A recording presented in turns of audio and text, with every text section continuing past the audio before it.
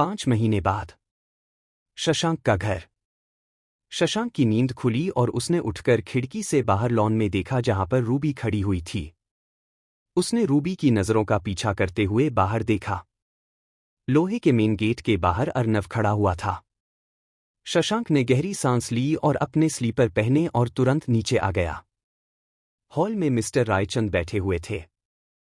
शशांक को इस तरीके से गुस्से में देख उन्होंने तुरंत आकर उसके कंधे पर हाथ रखा। प्लीज शशांक, खत्म करो यह सब, मिस्टर रायचंद बोले। नहीं खत्म कर सकता पापा, नहीं कर सकता। मेरी बहन के एक एक आंसू का हिसाब जब तक नहीं ले लेता नहीं खत्म कर सकता। जब तक मेरे दिल को सुकून नहीं मिल जाता तब तक नहीं कर सकता खत्म। शशांक बोला। कितनी सजा दोग? रायचंद बोले। जब तक दिल को सुकून नहीं मिलता और चाहे कितना भी उसे सजा दे दूं मेरे दिल को सुकून मिलता ही नहीं है, शशांक ने कहा और दरवाजे की तरफ बढ़ गया। तुम्हें क्या लगता है इस तरीके से उनके साथ गलत व्यवहार करके तुम नेहा के साथ न्याय कर रहे हो? उसके लिए सही कर रहे हो? रायचंद बोले तो दरवाजे के पास जाते जाते शशांक के पैर रुक गए। उसने पलटकर मिस्टर रायचंद की तरफ देखा। मुझे नहीं पता कि इससे नेहा को न्याय मिल रहा है कि नहीं मिल रहा है, पर मैं इतना जानता हूं कि जिसके कारण आज मेरी बहन इस हालत में है उसे तो माफी नहीं मिलेगी और सजा सिर्फ उसे नहीं मिलेगी, उससे जुड़े हर रिश्ते को मिलेगी, हर इंसान को मिलेगी। शशांक बोला और लंबे लंबे डग भरता हुआ बाहर आ गया। बाहर आकर उसने एक नज़र रूबी पर डाली। रूबी ने उसको देखा, घबराकर तुरंत अर्नव से नज़र हटा ली और बाल्टी में लिया पानी मग से पौधों में डालने लगी। अगले ही पल शशांक रूबी की तरफ आया और रूबी जिस बाल्टी में से पानी लेकर पौधों में डाल रही थी उसमें एक जोरदार लात मारी और वह बाल्टी एक जोरदार खनक खन खन खन की आवाज के साथ लोहे के मुख्य गेट से टकरा गई और उसी के साथ रूबी एकदम से कांप गई और उसकी आंखों में आंसू भर आए। इन पौधों से इतना प्यार है और एक इंसान को मौत के मुंह में धकेलते तुम लोग कुछ नहीं सोचते, शशांक ने कहा। शशांक वो डॉट, रूबी ने बोलना चाहा। अंदर जाओ, शशांक गुस्से से बोला। मैं बस जा ही रही हूं, रूबी ने कहा और अर्नव को देखा। अंदर जाओ। सुना नहीं तुमने? शशांक तेज आवाज में जोर से बोला तो रूबी के हाथ से पानी का मग छूट गया और वो एकदम से दौड़कर अंदर चली गई। दरवाजे पर खड़े रायचंद ने परेशानी से देखा। रूबी दरवाजे पर आकर उनके पास एक पल रुकी। कब तक सहन करोगी? मैं कह रहा हूं ना, वापस अपने पापा के घर चली जाओ। मैं ठाकुर साहब से हाथ जोड़कर माफी मांग लूंगा, पर इस तरीके का तुम्हारा हाल मुझसे बर्दाश्त नहीं होता, रायचंद बोले। कोई बात नहीं है पापा, वो बस नेहा के कारण परेशान है और वही गुस्सा उनका निकल रहा है। आप पापा से और मम्मी से कुछ नहीं कहेंगे। इस घर की बात यही रहेगी। मैं खुश हूं और मुझे कहीं नहीं जाना, रूबी बोली और सीढ़ियां चढ़ अपने कमरे में चली गई। शशांक, तुम ठीक नहीं कर रहे हो, बिल्कुल भी ठीक नहीं कर रहे हो। अर्नव की गलती की सजा तुम रूबी को कैसे दे सकते हो? मैं मानता हूं कि उसने तुम्हारी बहन के साथ सही नहीं दिया, इसका मतलब यह तो नहीं कि तुम भी उसकी बहन के साथ। कहते कहते रायचंद रुक गए और उनकी नज़र लोहे के दरवाजे के पास खड़े शशांक पर गई जो कि जलती आंखों से अर्नव को घूर रहा था। तुम्हारे जितना बेशर्म इंसान नहीं देखा डॉट।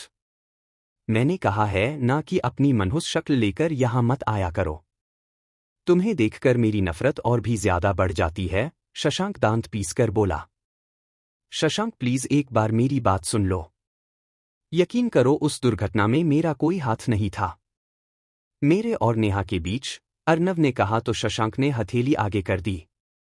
पिछले कई महीनों से ये बात हजारों बार सुन चुका हूं, पर मैं गली के कुत्ते पर विश्वास कर लूंगा, पर तुम पर नहीं, तो यहां रोज सुबह शाम आना बंद करो, शशांक ने कहा। मुझे नेहा से मिलना है। प्लीज मुझे एक बार मिलने दो। मैं उसे देखकर चला जाऊंगा। तुम जैसा सोच रहे हो वैसा बिल्कुल भी नहीं है। मैं उसे हर्ट नहीं करूंगा। तुम बिल्कुल गलत समझते हो, एक बार मौका तो दो तो मुझे समझाने का, अर्नव ने लगभग गिड़गिड़ाते हुए कहा। नहीं दे सकता तुम्हें मौका मैं। जितने मौके देने थे नेहा ने दे दिए। अब तुम्हें कोई मौका नहीं मिलेगा। तुमसे नफरत करता हूं मैं, बहुत ज्यादा नफरत, और इसीलिए तुमसे कहता हूं मेरी आंखों के सामने मत आया करो तुम। लेकिन तुम हो कि मानते नहीं, रोज चले आते हो सुबह शाम मेरे दरवाजे पर। मैंने कहा ना कि इस घर से तुम्हें कुछ भी नहीं मिलेगा, और जहां तक रही नेहा से मिलने की बात तो तुम्हें उसकी सूरत भी देखने को नहीं मिलेगी, शशांक गुस्से से बोला। और यह सजा कब तक मिलती रहेगी मुझे? अर्नव ने उदासी से कहा। यह तो मैं भी नहीं जानता, पर मैं तुम्हें माफ नहीं करूंगा, कभी नहीं करूंगा। समझ में आया तुम्हें? मैं नफरत करता हूं तुमसे। और जितनी बार तुम्हें देखता हूं नफरत हर बार बढ़ती जाती है, शशांक ने गुस्से से कहा, और जैसे ही जाने को मुड़ा उसके कानों में अर्नव की आवाज आई। ठीक है, मेरी गलती है, उसकी मुझे सजा दो। जो मर्जी है वह सजा दो, जितनी मर्जी उतनी सजा दो। मैं कभी तुम्हें मना नहीं करूंगा, और न शिकायत। तुम्हें जो कहना है मुझसे कहो, जैसा गलत व्यवहार करना है मेरे साथ करो, पर उसकी कोई गलती नहीं है, उसे क्यों सजा दे रहे हो? अर्नव ने भरी आवाज से कहा। शशांक ने पलटकर उसकी तरफ देखा। शशांक प्लीज रूबी को इन सब में इन्वॉल्व मत करो, उसे क्यों सजा दे रहे हो? उसकी कहीं से कोई गलती नहीं, इनोसेंट है वह, प्लीज शशांक मेरी बहन को तकलीफ मत दो। अर्नव ने अपने हाथ जोड़कर भरी आंखों के साथ कहा। शशांक ने उसे घूर के देखा। वह तुम्हें बहुत चाहती है, उसकी कोई गलती नहीं है, इनोसेंट है वो। अर्नव बोला। रूबी की सबसे बड़ी गलती यही है कि वह तुम्हारी बहन है। मेरी बहन भी बहुत इनोसेंट थी, वह भी प्यार करती थी तुमको, और तुमने उसके साथ क्या किया? जो दर्द मेरी बहन ने बर्दाश्त किया वह तो मैं तुम्हारी बहन को दे भी नहीं रहा, पर हिसाब तो बराबरी का होता है ना। तुमने मेरी बहन के साथ जो गलत किया उसका खामियाजा तो तुम्हारी बहन को भुगतना ही पड़ेगा। और दूसरी बात, तुम्हारी बहन को मैंने कभी नहीं कहा कि यहां रहे, उसकी मर्जी है। वह स्वतंत्र है यहां से जाने के लिए और मुझसे दूर होने के लिए, और उसकी सारी तकलीफ कम हो जाएगी जो उसे यहां पर हो रही है। पर वह खुद ही नहीं जाना चाहती तो क्या कर सकते हैं? शशांक बोला तो अर्नव की आंखों में बेप्सी के आंसू आ गए। बहुत प्यार करती हैं रूबी अपने भाई को। अपने भाई के पाप को धोने के लिए वह खुद भी प्रायश्चित कर रही है। जिस दिन वह चाहे यहां से जा सकती है। उस पर मेरा अधिकार उसी दिन तक है जब तक वह इस घर में है। उसके बाद मुझे उससे कोई लेना देना नहीं होगा, शशांक ने कहा और अंदर चला गया। अपने कमरे की खिड़की पर खड़ी रूबी दोनों को देख रही थी और उनकी बातें भी सुन रही थी। अर्नव ने रूबी की तरफ देखा और फिर अपना फोन निकालकर रूबी को कॉल लगाया। हाँ भैया। रूबी बोली। क्यों बर्दाश्त कर रही है रूबी? चली जाना वापस, अर्नव ने दुखी होकर कहा। नहीं भैया, मैं वापस नहीं जाऊंगी, मैं सब सही करके ही रहूंगी।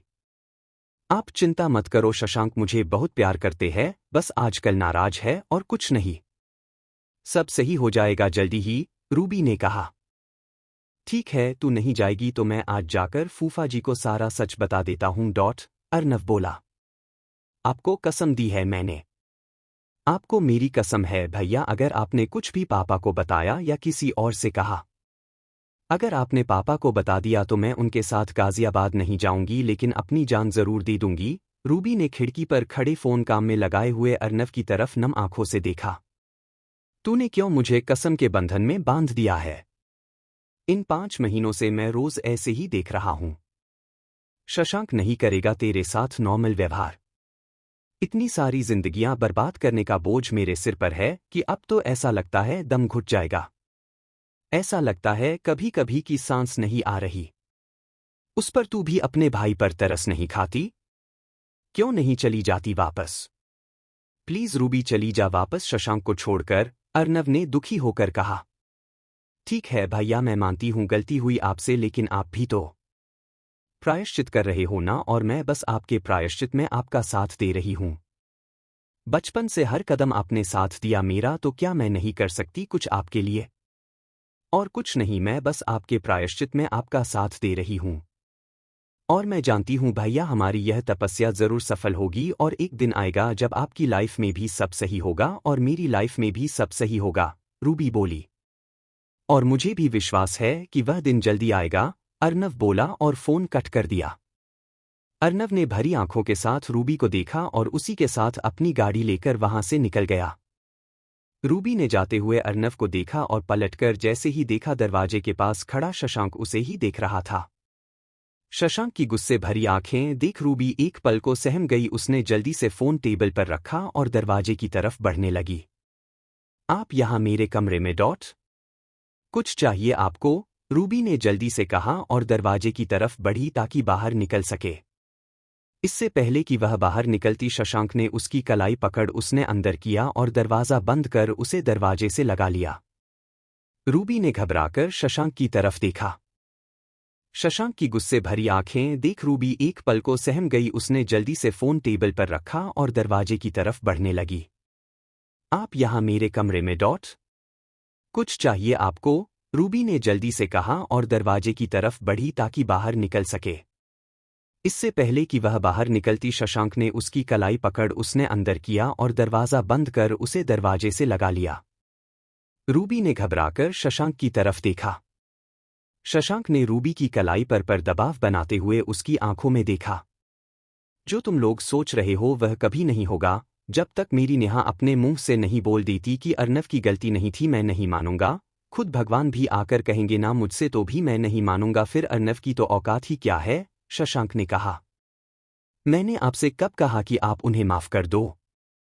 मैं आपसे खुद ही कह रही हूं ना कि नेहा को ठीक होने के बाद आप उनसे पूछ लीजिएगा और अगर नेहा कहती है कि अर्नव भैया की गलती नहीं है तो आप उन्हें माफ कर दोगे और अगर वह कहती है कि अर्नव भैया की गलती है तो मैं खुद ही आपकी जिंदगी से हमेशा हमेशा के लिए चली जाऊंगी और आपसे कभी कोई शिकायत नहीं करूंगी। रूबी ने कहा। तुम आज भी जा सकती हो। कहा है ना तुमसे तुम्हारे ऊपर कोई बंदिश नहीं है। बस यही तो लोग कहेंगे कि तुम भी अपनी माँ की तरह निकली जो कि अपने परिवार को अपने पति को संभाल नहीं सकी और जाकर मायके में बैठ गई। शशांक ने तंज से कहा। मुझे इस बात का कोई डर नहीं है कि लोग मेरे बारे में क्या कहेंगे। मैं यहाँ पर हूँ तो सिर्फ इसलिए क्योंकि मैं इस घर को अपना घर मानती हूँ, आपको अपना मानती हूँ, नेहा को अपना मानती हूँ और मैं भी चाहती हूँ कि नेहा जल्द से जल्द ठीक हो जाए और सारा सच सामने आ जाए और मैं यहाँ सिर्फ इसीलिए हूँ। रूबी ने भी सख्ती से कहा।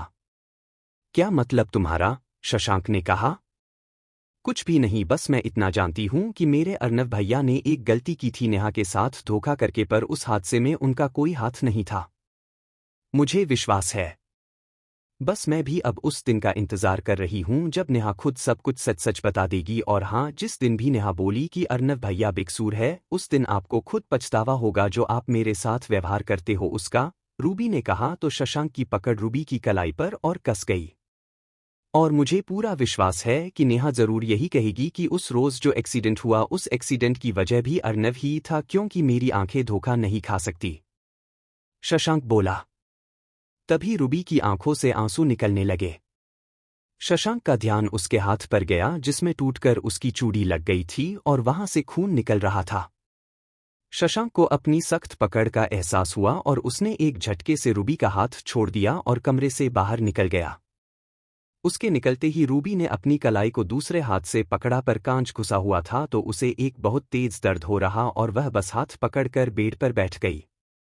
उससे वह कांच का टुकड़ा निकालते नहीं बन रहा था। तभी दरवाज़ा फिर से खुला और शशांक फर्स्ट एड बॉक्स लेकर उसके पास आकर बैठ गया। रूबी की आंखों से आंसू निकल रहे थे पर उसने शशांक की तरफ एक बार भी नहीं देखा।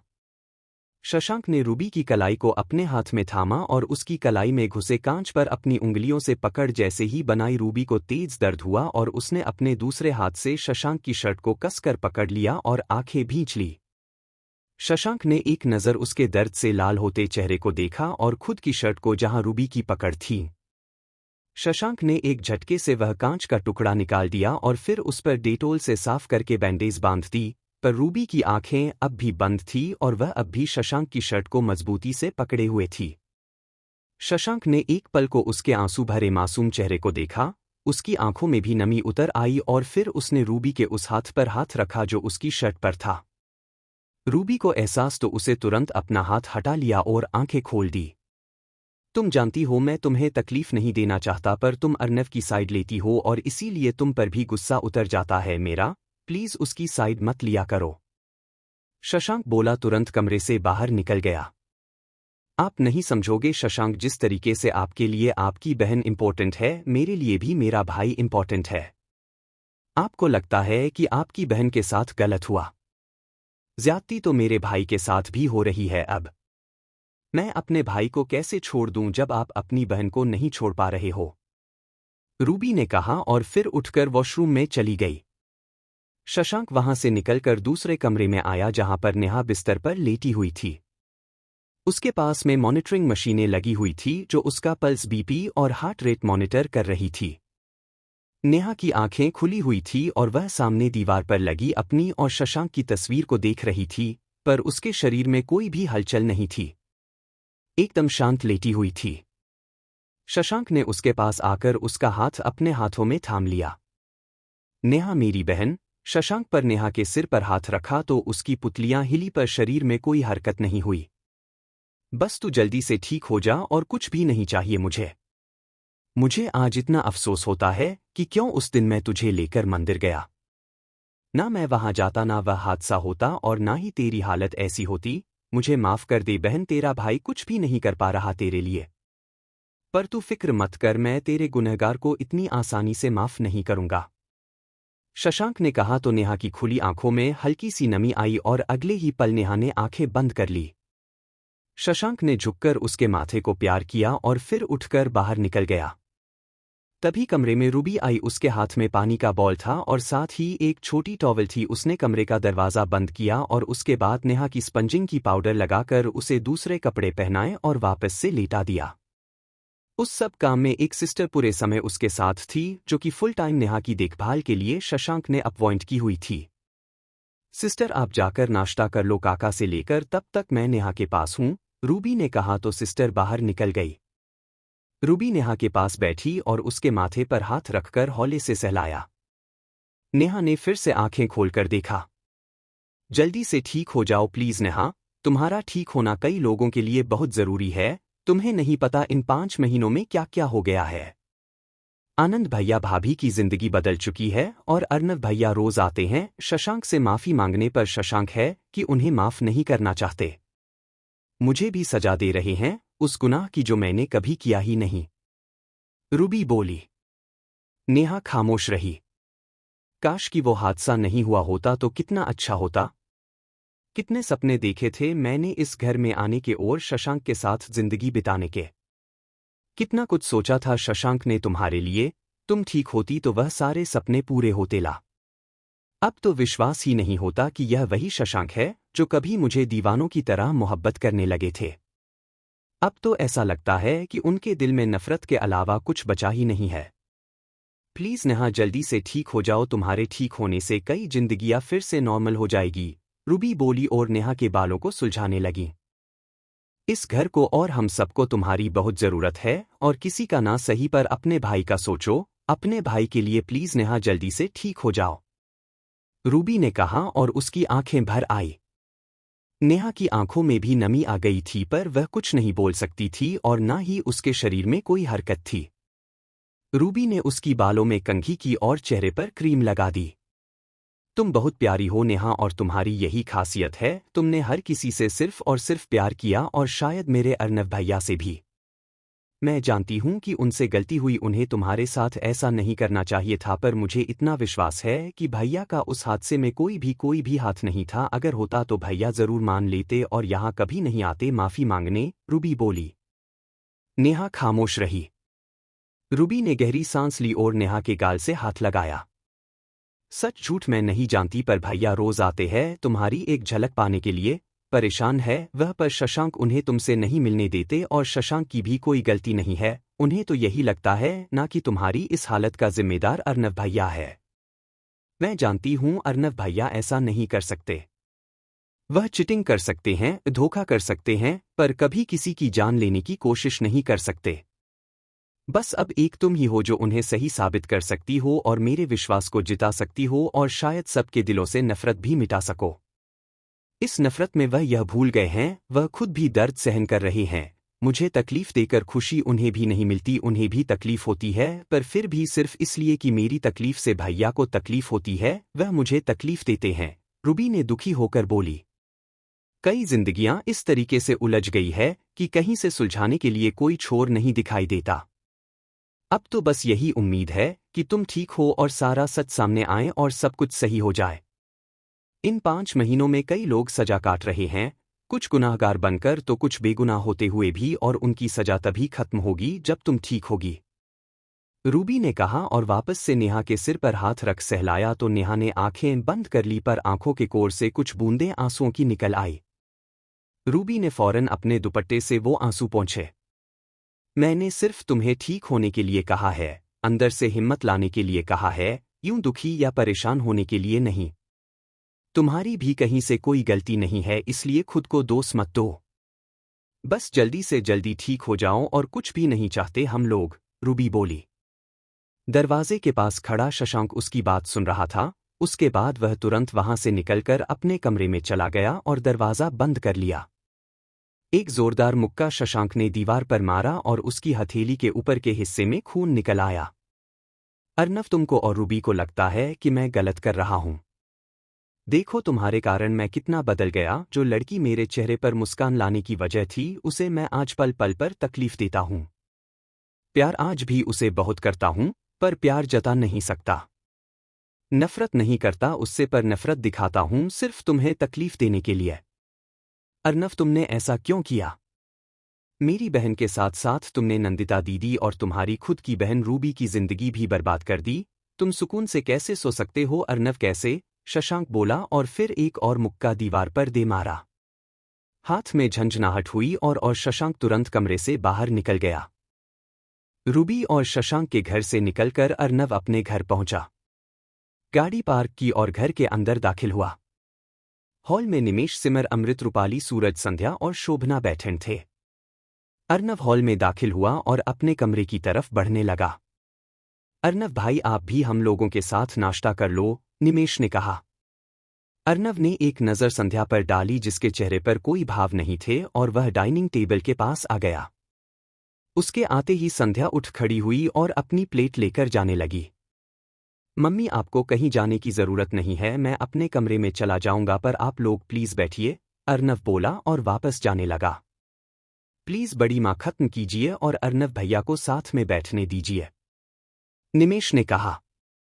सब खत्म कर दूंगी और सब कुछ भूल जाऊंगी, लेकिन उस दिन जिस दिन मेरे आनंद की जिंदगी में सब कुछ नॉर्मल हो जाएगा, उस दिन से मैं इसे माफ कर दूंगी, जिस दिन नंदिता वापस घर में आ जाएगी, संध्या ने सख्ती से कहा।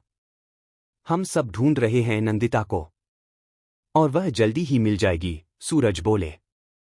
यह बात सुनते सुनते 5 महीने हो गए हैं सूरज जी, पर अब तक नंदिता का कहीं पता नहीं चला। वह बेचारी इस हाल में प्रेगनेंसी के साथ, और उसके बाद इतनी बड़ी बीमारी, न जाने कहाँ होगी, किस हाल में होगी। आप लोग अंदाजा भी लगा सकते हो, एक प्रेग्नेंट लेडी और वह भी बीमार हो, उसके लिए कितना मुश्किल होता है।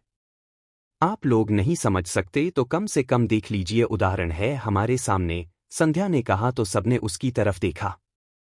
इस घर में दूसरी भी प्रेग्नेंट बहू है जिसे हम हाथों पर लिए हैं। उसे उठने नहीं देते, उसे काम नहीं करने देते। पूरा दिन तरह तरह के व्यंजन बनाकर उसे खिलाते हैं, दूध, फल, दवा, पनीर, जूस, सब कुछ का इंतजाम है यहाँ। और दूसरी तरफ मेरी नंदिता 6 महीने की हो गई है प्रेगनेंसी। एक प्रेग्नेंट लड़की कैसे मैनेज कर रही होगी अकेले, और यह सब कुछ हुआ है सिर्फ और सिर्फ इस लड़के के कारण। फिर मैं कैसे माफ कर दूं इसे? नहीं माफ कर सकती, मैं कभी नहीं कर सकती, संध्या ने कहा। अर्नव के चेहरे पर दर्द उभर आया, पर उसने कुछ नहीं कहा और चुपचाप अपने कमरे में चला गया। शोभना ने संध्या के कंधे पर आकर हाथ रखा। बस खुद को शांत रखो संध्या, और इस तरीके से रोज अर्नव को कोसने से और उसको बुरा भला कहने से सब ठीक नहीं हो जाएगा। तुमने तो हमेशा इस घर को संभाला है, आज भी इस घर को संभालो, इस घर के बच्चों को संभालो, शोभना बोली। मैं किसी को नहीं संभाल पाई माँ, मैं कभी नहीं संभाल पाई। आप कितने विश्वास के साथ मुझे लाई थी कि मैं आनंद को संभाल लूंगी, आनंद का ख्याल रखूंगी, पर नहीं, मैं उसे नहीं संभाल पाई। मेरे इस बेटे के कारण आज मेरे आनंद का घर उजड़ गया, उसकी गृहस्थी बर्बाद हो गई। नंदिता का कहीं कुछ पता नहीं है, और आनंद जैसे यहाँ होकर भी हम लोगों के साथ नहीं है, और अब कुछ भी सही नहीं हो सकता माँ। तब तक सही नहीं हो सकता जब तक नंदिता यहाँ नहीं आ जाती, संध्या ने दुखी होकर कहा। भगवान पर विश्वास रखो नंदिता हमें जरूर मिलेगी, हम सब कोशिश कर रहे हैं ना। सूरज, अमृत, निमेश और आनंद, हर कोई नंदिता को ढूंढने की कोशिश कर रहा है, वह जरूर मिल जाएगी, शोभना बोली। और अगर उसके मिलने से पहले उसे कुछ हो गया तो तब तो मैं अनंता दीदी को मुंह भी नहीं दिखा पाऊंगी और ना ही आनंद का सामना कर पाऊंगी, संध्या ने कहा। ऐसा क्यों सोचती हो भाभी, सब सही हो जाएगा। हाँ मैं मानती हूँ बहुत कुछ गलत हुआ पर हौसला रखिए, बहुत कुछ गलत हो गया उस एक दिन में पर हम यहाँ थे भी तो नहीं वरना हम सब संभाल लेते, रूपाली बोली। कम से कम नंदिता को रोक लेते, संध्या उदासी से बोली। नंदिता को भी इतनी जल्दबाजी नहीं करनी चाहिए थी, रुक जाती हमारे आने तक। अगर आनंद ने गुस्से में कुछ बोल भी दिया तो इतना भी क्या, एटीट्यूड की तुरंत बोरिया बिस्तर उठाकर चली गई।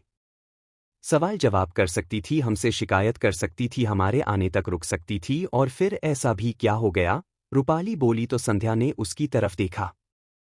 हाँ मैं मानती हूँ भाभी के अर्नव ने गलती की पर उसे समझने का मौका तो देना चाहिए था। इस तरीके से लड़ाई झगड़ा करके जाना कहीं से भी ठीक नहीं है। अगर आनंद गलत है तो फिर नंदिता भी तो कहीं से सही नहीं है और गलती सिर्फ अर्नव की नहीं थी भाभी, रूपाली बोली तो संध्या ने नजर झुका ली।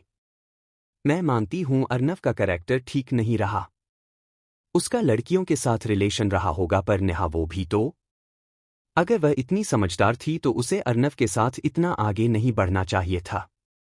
जानती हूं आप मुझे गलत समझोगी या गलत कहोगी पर सच्चाई यही है कि लड़कियों को खुद भी समझना चाहिए और अपनी मर्यादा का ध्यान होना चाहिए।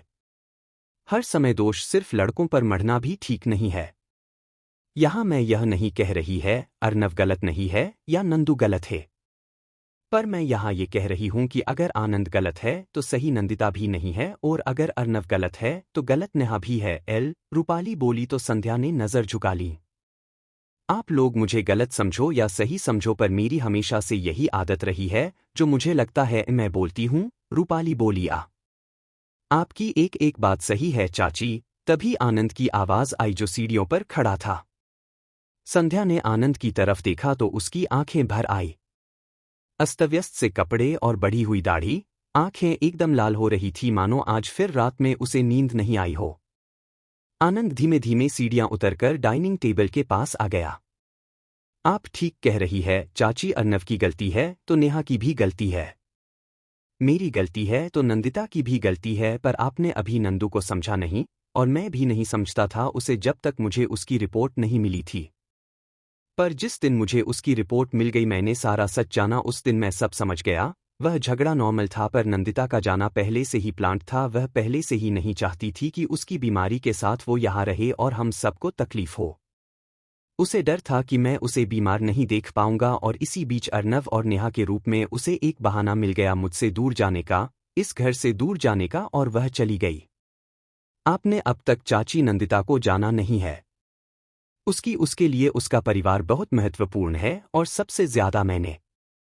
वह हम सब से बहुत प्यार करती है वो, और मुझसे भी इसलिए चली गई। उसे लगा होगा कि मैं शायद उसे। कहते कहते आनंद की आंखें भर आईं। आनंद बेटा, सूरज ने उसके कंधे पर हाथ रखा। मुझे सिर्फ एक ही बात की तकलीफ है पापा, उसने मुझ पर विश्वास नहीं रखा। एक बार तो उसने मुझ पर विश्वास किया होता, एक बार, सिर्फ एक बार तो उसने अपनी बीमारी और प्रेगनेंसी की बात मुझे बताई होती। मैं जो न जाने कितनों का ऑपरेशन करता हूं, न जाने कितनों की जान बचाता हूं, क्या नंदिता को मुझ पर विश्वास नहीं था? क्यों चली गई वो? आनंद बोला और गहरी सांस ली और बाहर जाने लगा। नाश्ता कर लो, नाश्ता कर लो। तभी संध्या की आवाज आई। मम्मी भूखी है। आनंद बोला। ऐसे कैसे भूख नहीं है, और खाना नहीं खाओगे तो ताकत कैसे आएगी, और ताकत नहीं आएगी तो नहीं दिमाग चलेगा और ना ही शरीर। तुम्हें नंदिता को ढूंढना है, मेरी बहू और मेरा पोता पोती मुझे मेरी आंखों के सामने चाहिए, समझ रहे हो ना तुम? और इसके लिए तुम्हें खाना खाना पड़ेगा, अपने आप को ठीक रखना पड़ेगा। संध्या ने आनंद को कुर्सी पर बिठाया और उसकी प्लेट में खाना सर्व करने लगी। आनंद ने संध्या को देखा और उसकी कमर से लिपट गया। आंखों में आंसू भर आए। संध्या ने प्यार से आनंद का सिर सहलाया। समझ सकती हूं मैं तुम्हारी तकलीफ बेटा, और यकीन मानो जितनी तकलीफ तुम्हें हो रही है उससे कुछ ही कम शायद मुझे भी हो रही है। मैं भी खुद को बहुत बड़ा गुनहगार समझती हूं। काश कि मैं उस दिन घर पर होती। काश कि मैंने अर्नव को भी वही सीख दी होती जो तुम्हें दी है। काश कि मैंने अर्नव को जन्म। बस संध्या, सूरज ने संध्या को रोक दिया। काश कि अर्नव समय रहते संभल जाता तो आज ऐसा सब नहीं होता। मेरा दिल खुद दिन रात मुझे इसी बात के लिए कचोटता है कि ना जाने नंदिता कैसी होगी। प्रेगनेंसी और इतनी बड़ी बीमारी और उस पर वह अकेली है, कैसे भी बस अब जल्दी से जल्दी हमें नंदिता मिल जाए तो सारी परेशानी खत्म हो, संध्या ने कहा। और साथ ही साथ नेहा भी ठीक हो जाए तो शायद उस दिन का सच भी पता चल जाए और फिर अर्नव भैया भी नॉर्मल जिंदगी पर लौट आएंगे, निमेश ने कहा। संध्या ने कोई जवाब नहीं दिया और अपने हाथों से आनंद को खाना खिलाने लगी।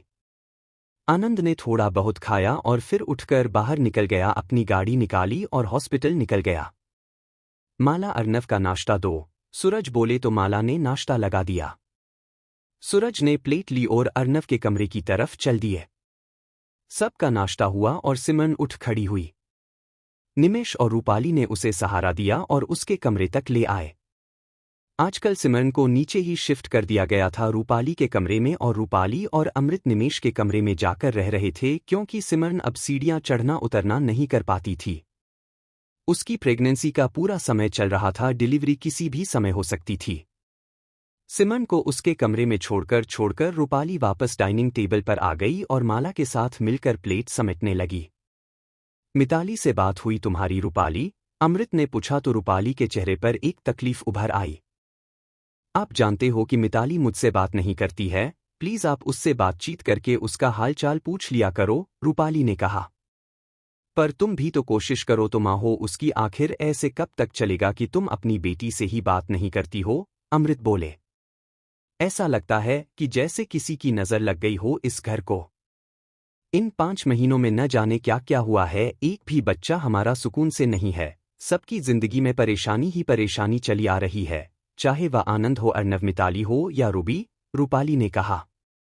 रूबी? अमृत बोले। अब इतना बड़ा हादसा नेहा के साथ हुआ है तो उस घर का माहौल भी तो सही नहीं होगा, रूपाली ने कहा। रूपाली बेटा, जो कुछ हुआ उसके बाद मिताली का नाराज होना नॉर्मल है, पर फिर भी तुम उससे बात करने की कोशिश तो करो, शायद तुमसे बात करें, वह वहां कैसी है, खुश है या नहीं है, क्या चल रहा है उसकी लाइफ में, यह सब पता करना तुम्हारी जिम्मेदारी है, तुम्हारी बेटी है वह, शोभना ने रूपाली से कहा। पर मैं भी तो माँ होने का फर्ज नहीं निभा पाई, मेरी बेटी की खुशियां कहाँ है यह नहीं जान पाई और जबरदस्ती अपनी जिद में आकर उसकी खुशियां छीन ली और वो मुझसे नाराज होकर चली गईं, अब तो उससे बात करने की हिम्मत ही नहीं होती है मेरी, रूपाली ने कहा तो शोभना ने गहरी सांस ली। सब कुछ सही कर दो ईश्वर, शोभना ने मन ही मन प्रार्थना की। प्लीज अमृत जी लगाओ ना फोन, इस बहाने मैं भी उसकी आवाज सुन लूंगी, उसको देखना तो पता नहीं कब नसीब होगा, रूपाली ने कहा तो अमृत ने अपने फोन से मिताली को कॉल लगाया और फोन स्पीकर पर डाल दिया। हेलो, सामने से आवाज आई। हाँ बेटा कैसे हो, अमृत ने पूछा। ठीक हूँ पापा, घर पर सब कैसे हैं, मिताली ने कहा।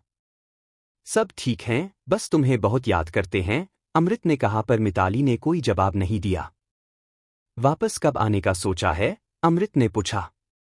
इतनी जल्दी तो नहीं आ पाऊंगी पापा, मन बहुत खराब है और यहाँ पर आकर मुझे थोड़ा ठीक लग रहा है, मैंने यहाँ पर जॉब ज्वाइन कर ली है तो अब बिजी रहूंगी, अब यहीं पर कुछ समय तक काम करूंगी, जब सब ठीक लगेगा तो वापस आ जाऊंगी, मिताली बोली।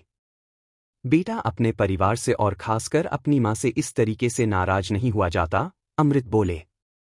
मैं किसी से नाराज नहीं हूँ पापा, और मम्मी से तो बिल्कुल भी नहीं, नाराज हूँ मैं खुद से, और जिस दिन खुद से नाराजगी खत्म हो जाएगी वापस आ जाऊंगी, बाकी आप चिंता मत कीजिए, आनंद भैया के काफी परिचित हैं ऑस्ट्रेलिया में और मेरा अच्छे से इंतजाम हो गया है, आनंद भैया की परिचित फैमिली भी मिल गई है तो अकेलापन बिल्कुल भी नहीं लगता, मिताली बोली।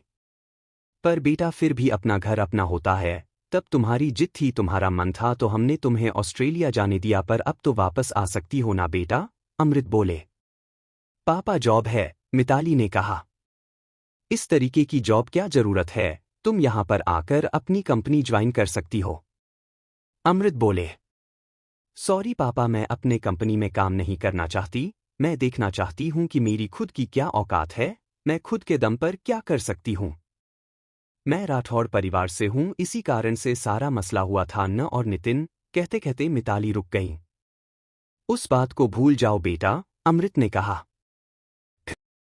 हाँ पापा, भूलने की कोशिश कर रही हूँ, वैसे वहाँ पर भी कोई खुशियाँ बिखरी हुई नहीं है, अगर मैं यहाँ पर अकेली हूँ तो वहाँ पर भी सब अकेले हैं, फिर चाहे आनंद भैया हो, अर्नब भैया हो या आप सब लोग, मुझे सब पता है पापा। नंदिता भाभी के जाने के बाद से सब कुछ बिखर गया है। वह कहते हैं ना पापा, कुछ लोगों के कदम बहुत शुभ होते हैं।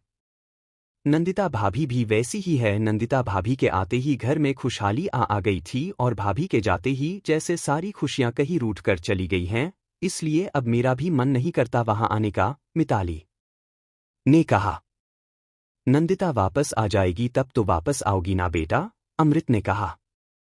भाभी वापस तो आ जाएं पापा, फिर सोचूंगी। अभी हाल फिलहाल मेरा वापस आने का कोई इरादा नहीं है और आप प्लीज़ मेरे अकाउंट में पैसे मत डाला कीजिए। मैंने यहाँ जॉब ढूंढ लिया है, अपना खर्चा मैं खुद निकालना चाहती हूँ। पापा मुझे प्लीज़ इंडिपेंडेंट बनने दीजिए, मिताली बोली। पर तुम हमारी बेटी हो बेटा, इस तरीके से परदेस में तुम्हें कैसे छोड़ दें? तुम हमसे पैसे नहीं लेती हो और हमारी कोई मदद नहीं लेना चाहती हो, यह सब चीज़ें ठीक नहीं है, अमृत ने कहा। पापा ठीक तो वो भी नहीं था जो उस दिन मम्मी ने किया। क्या खुद के पैरों पर खड़ा होकर अपनी खुद की पहचान बनाना गलत है?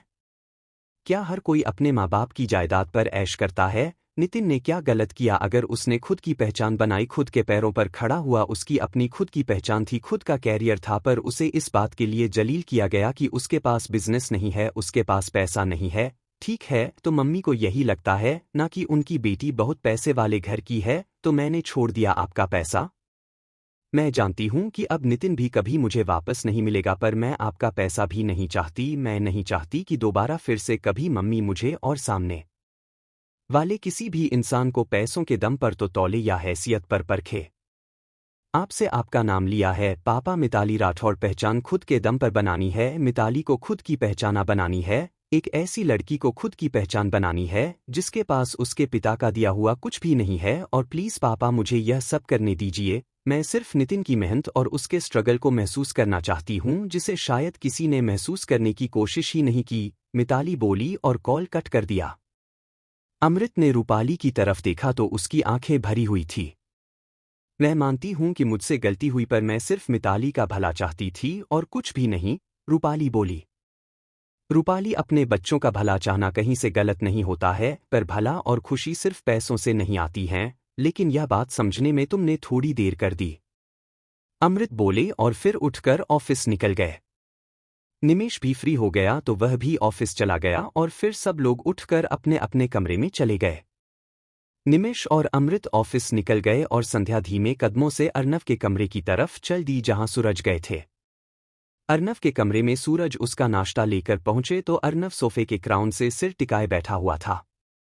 नाश्ता कर लो बेटा, सूरज ने कहा तो अर्नव ने उनकी तरफ देखा और उठ खड़ा हुआ। आप क्यों परेशान होते हो पापा? रोज मेरे लिए नाश्ता लेकर आते हो, मैं खा लूंगा ना, बाद माला आंटी दे जाएगी, अर्नव ने कहा। तुम मेरे बेटे हो और अपने बेटे को मैं इस तरह अकेला नहीं छोड़ सकता। सूरज ने उसे बिठाया और सूरज उसके पास बैठते हुए बोलेला। इतना सब होने के बाद भी पापा आप मुझे अपना बेटा मानते हो? मेरे कारण आनंद भैया, नंदिता भाभी की जिंदगी खराब हो गई और भी न जाने क्या क्या हुआ। मम्मी मुझसे इतनी नाराज है और आप भी मुझे अपना बेटा मानते हो, अर्नव ने भावुक होकर कहा। सूरज ने उसके सिर पर हाथ रखा। मानता नहीं, तुम हो मेरे बेटे और हमेशा रहोगे रहोगे। मानता हूं कि गलती हुई तुमसे और गलतियां इंसान से ही होती हैं। तुमने अपनी गलती स्वीकार की और अब जब तुम सुधर रहे हो और सही रास्ता अपना रहे हो तो मैं तुम्हारा साथ क्यों नहीं दूंगा। एक बाप का फर्ज अपने बच्चे को सिर्फ सही गलत का ज्ञान देना ही नहीं होता, बल्कि अगर वह कभी गलती करके ठोकर खाकर गिरे तो उसे उठाकर खड़े करना और फिर से उंगली पकड़कर सही रास्ता दिखाना भी होता है। और इस समय मैं तुम्हारे साथ कैसे छोड़ सकता हूं जब तुम सही रास्ते की खोज कर रहे हो और उस पर चलने की कोशिश कर रहे हैं, सूरज ने कहा तो अर्नव ने प्लेट टेबल पर रखी और सूरज के सीने से लग गया। I am really very sorry पापा। मैंने नहीं सोचा था कि बात इतनी ज्यादा बिगड़ जाएगी। शायद मम्मी सही कहती हैं, मुझे तो जन्म ही नहीं लेना चाहिए था, अर्नव दुखी होकर बोला। सूरज खामोश रहे। मैं वादा करता हूं अब मेरे ऊपर सिर्फ आपके संस्कारों का असर होगा और अब आपको कभी शर्मिंदा नहीं होने दूंगा पापा। आपको गर्व होगा अपने बेटे पर। बस मुझे तकलीफ इस बात की है कि नंदिता भाभी न जाने कहाँ चली गई। बस एक बार वह मिल जाए तो सब सही हो जाएगा पापा। मैं उनसे भी माफ़ी मांग लूंगा, पैरों में गिर जाऊंगा उनके, और आनंद भैया से भी माफ़ी मांग लूंगा, सब कुछ ठीक कर दूंगा मैं, अब कभी दोबारा गलती नहीं होगी, अर्नव ने रोते हुए कहा। जानता हूं मैं कि अब तुमसे कभी गलती नहीं होगी। कुछ समय के लिए तुम बहक गए थे, पर इस घर के संस्कार इतने कमज़ोर नहीं है कि तुम हमेशा गलत रास्ते पर ही चलते रहो। जानता हूं कि अब तुम सुधर चुके हो और तुम अब सब कुछ सही करने की कोशिश कर रहे हैं, और मैंने कहा ना, मैं हर कदम पर तुम्हारे साथ हूं, सूरज बोले। कैसे कर लेते हैं पापा आप? मैंने आपके बेटे, कहते कहते अर्नव रुक गया। दोबारा यह शब्द मत कहना। सिर्फ आनंद मेरा बेटा नहीं है, तुम भी मेरे बेटे हो, तुम दोनों मेरे बेटे हो, और मैं तुम दोनों को बराबर प्यार करता हूं।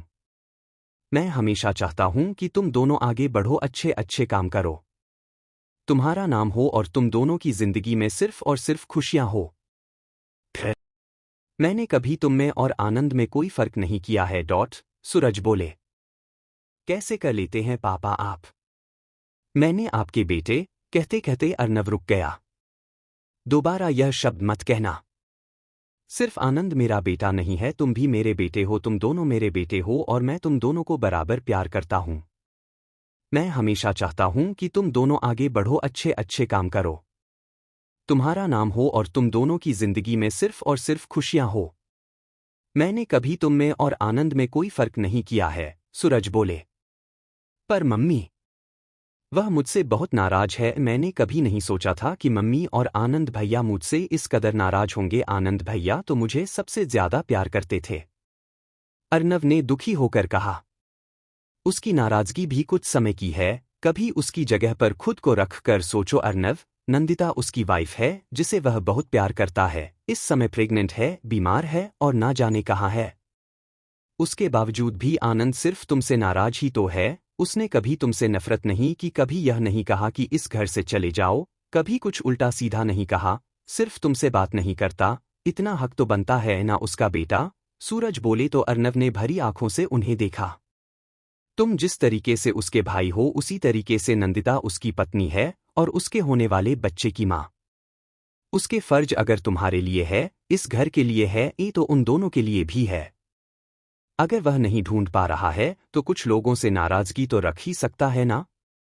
और जहां तक बात संध्या की है, तो संध्या भी तुम्हें बहुत प्यार करती है, पर उसे भी यह बात बर्दाश्त नहीं हो रही है कि नंदिता इस घर से चली गई। और मैं तुम्हें विश्वास दिलाता हूं बेटा, जिस दिन नंदिता वापस आ जाएगी सब कुछ सही हो जाएगा। लिए बस अब पूरी कोशिश करो नंदिता को ढूंढने की, बाकी मैं, अमृत और निमेश भी अपनी तरफ से पूरी कोशिश कर रहे हैं, सूरज बोले। और फिर उन्होंने अर्नव को अपने हाथ से नाश्ता खिलाया।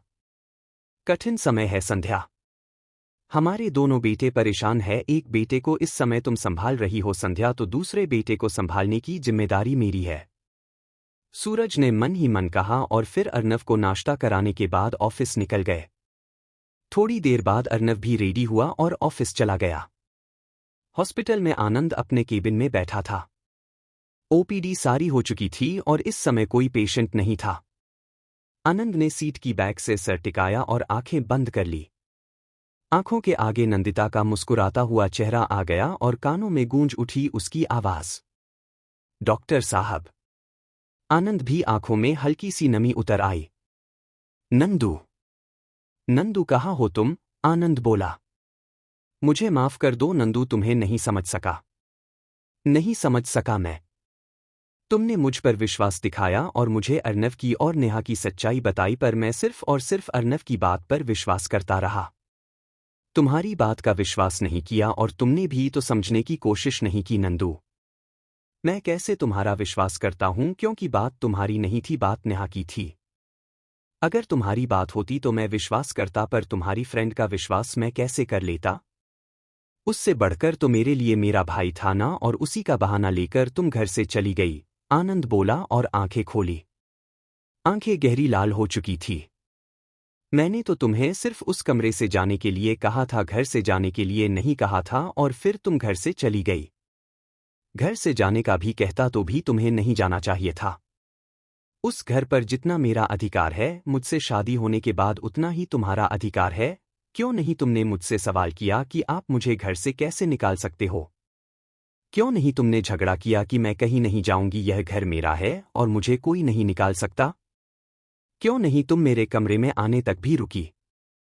क्यों नहीं तुमने मुझसे सवाल किया कि मैं क्यों गुस्सा कर रहा हूं? क्यों नहीं तुमने मुझे नेहा से मुझे मिलवाया और सारा सच बताया? क्यों नंदिता क्यों? आनंद बोला और गुस्से से मुट्ठी बंद कर ली। क्या सिर्फ इसलिए कि तुम मुझे छोड़ कर गई कि मैंने अर्नव की बात मानी, तुम्हारी नहीं? नहीं नहीं, बात सिर्फ इतनी नहीं है। किस बात का डर था तुम्हें नंदू? किस बात का कि मैं तुम्हारा विश्वास नहीं करूंगा? या तुम्हें यह लगता था कि मैं तुम्हारा इलाज नहीं करा पाऊंगा? क्या लगता था तुम्हें नंदू? आनंद ने टेबल पर रखा नंदिता का फोटो उठाया और अपने होठों से लगा लिया। तुम्हें यही डर था ना कि मैं तुम्हें बीमार नहीं देख पाऊंगा? मैं तुम्हारी वैसी हालत नहीं देख पाऊंगा? तुमने मुझे इतना कमजोर समझ लिया नंदू। शायद गलती मेरी ही है। मैंने ही तुमसे एक बार कहा था ना कि मैं नहीं देख सकता तुम्हें बीमार, और तुमने इसीलिए मुझे अपनी बीमारी के बारे में नहीं बताया, और तुमने अपनी प्रेगनेंसी के बारे में भी नहीं बताया। नंदू क्यों नहीं बताया मुझे नंदू? क्या वह सिर्फ तुम्हारा बच्चा था? उस पर मेरा कोई अधिकार नहीं था? मुझे उसके बारे में जानने का अधिकार नहीं था क्या? तुम एक बार तो मुझे बता देती अपनी तबीयत का। कबार हमारे बच्चे के बारे में बताती। मैं कुछ ना कुछ उपाय करता। जो होता वो करता, पर मैं तुम्हें और हमारे बच्चे को कभी कुछ नहीं होने देता। क्यों नहीं तुमने मुझ पर विश्वास रखा नंदिता? क्यों? आनंद ने फोटो वापस टेबल पर रख दिया। समझ में नहीं आता कहीं कमी रह गई मेरे प्यार और परवाह में जो तुम विश्वास न रख सकी अपने डॉक्टर साहब पर? कई सारे सवाल है और मुझे सबके जवाब चाहिए, और वह जवाब तो तुम्हें होंगे नंदू। उन सवालों के जवाब तुम्हें देने होंगे। बस तुम एक बार मिल जाओ मुझे, फिर मैं सारे सवाल तुमसे पूछ लूंगा, और जो तुम मुझे छोड़ कर गई हो ना, उसके लिए तुम्हें कभी माफ नहीं करूंगा। तुम ऐसा कैसे कर सकती हो मेरे साथ? एक छोटे से झगड़े के कारण तुम मुझे छोड़कर चली गई। यह भी नहीं सोचा कि तुम्हारे बिना मैं कैसे जीऊंगा। अगर तुम मुझे इतना कमजोर समझती थी कि मैं तुम्हारी बीमारी को बर्दाश्त नहीं कर सकता, तो फिर यह तुमने कैसे सोच लिया कि मैं तुम्हारा जाना बर्दाश्त कर पाऊंगा? एक बार टूटा था जब माँ गई थी मुझे छोड़कर, पर उस समय संध्या ने आकर मुझे संभाल लिया था। आज एक बार तुमने दोबारा फिर से तोड़ दिया मुझे छोड़कर। इन कुछ दिन कुछ महीनों में बिखर गया हूं। तुमसे बहुत प्यार करने लगा था मैं नंदू। बेहद मोहब्बत है तुमसे। क्या तुम्हें नहीं था प्यार जो चली गई?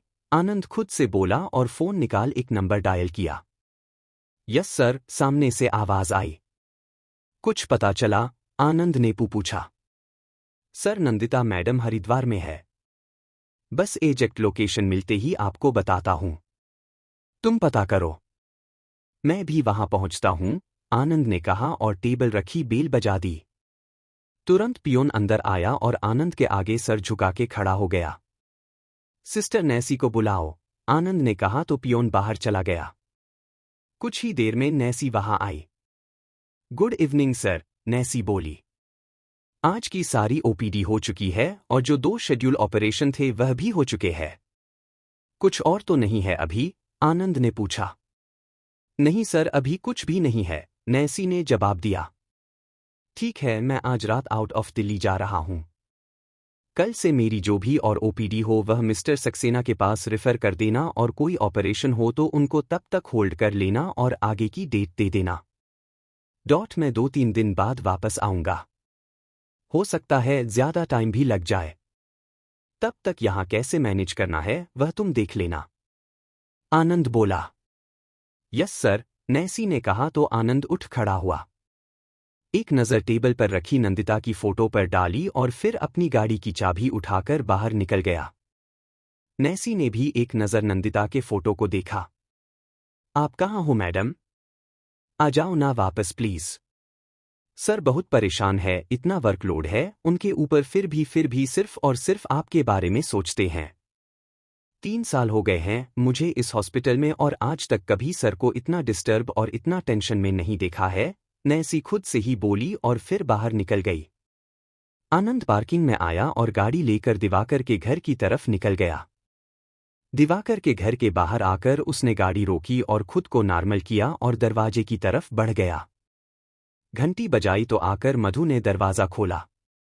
आनंद को देख मधु के चेहरे पर एक फीकी मुस्कुराहट आई और वह दरवाजे से एक तरफ हो गई। भाई साहब कैसे हैं? आनंद ने पूछा। ठीक है, अभी अभी दुकान से आए हैं, आराम कर रहे हैं, मधु बोली तो आनंद ने जूते वही हॉल में उतारे और दिवाकर के कमरे की तरफ बढ़ गया। कमरे के अंदर वह बिना किसी फॉर्मेलिटी और दरवाजे को नोक किए हुए अंदर आ गया। दिवाकर बिस्तर पर आंखें बंद किए हुए लेटे थे। आनंद ने उनके पास पड़ी कुर्सी पर बैठकर उनके हाथ के ऊपर हाथ रखा।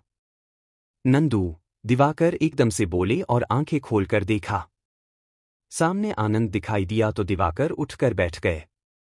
कैसी तबीयत है आपकी? आनंद ने उनकी पल्स चेक करते हुए पूछा। ठीक हूं। नंदू की कोई खबर? दिवाकर ने उम्मीद के साथ पूछा। कोशिश कर रहा हूं भाई साहब।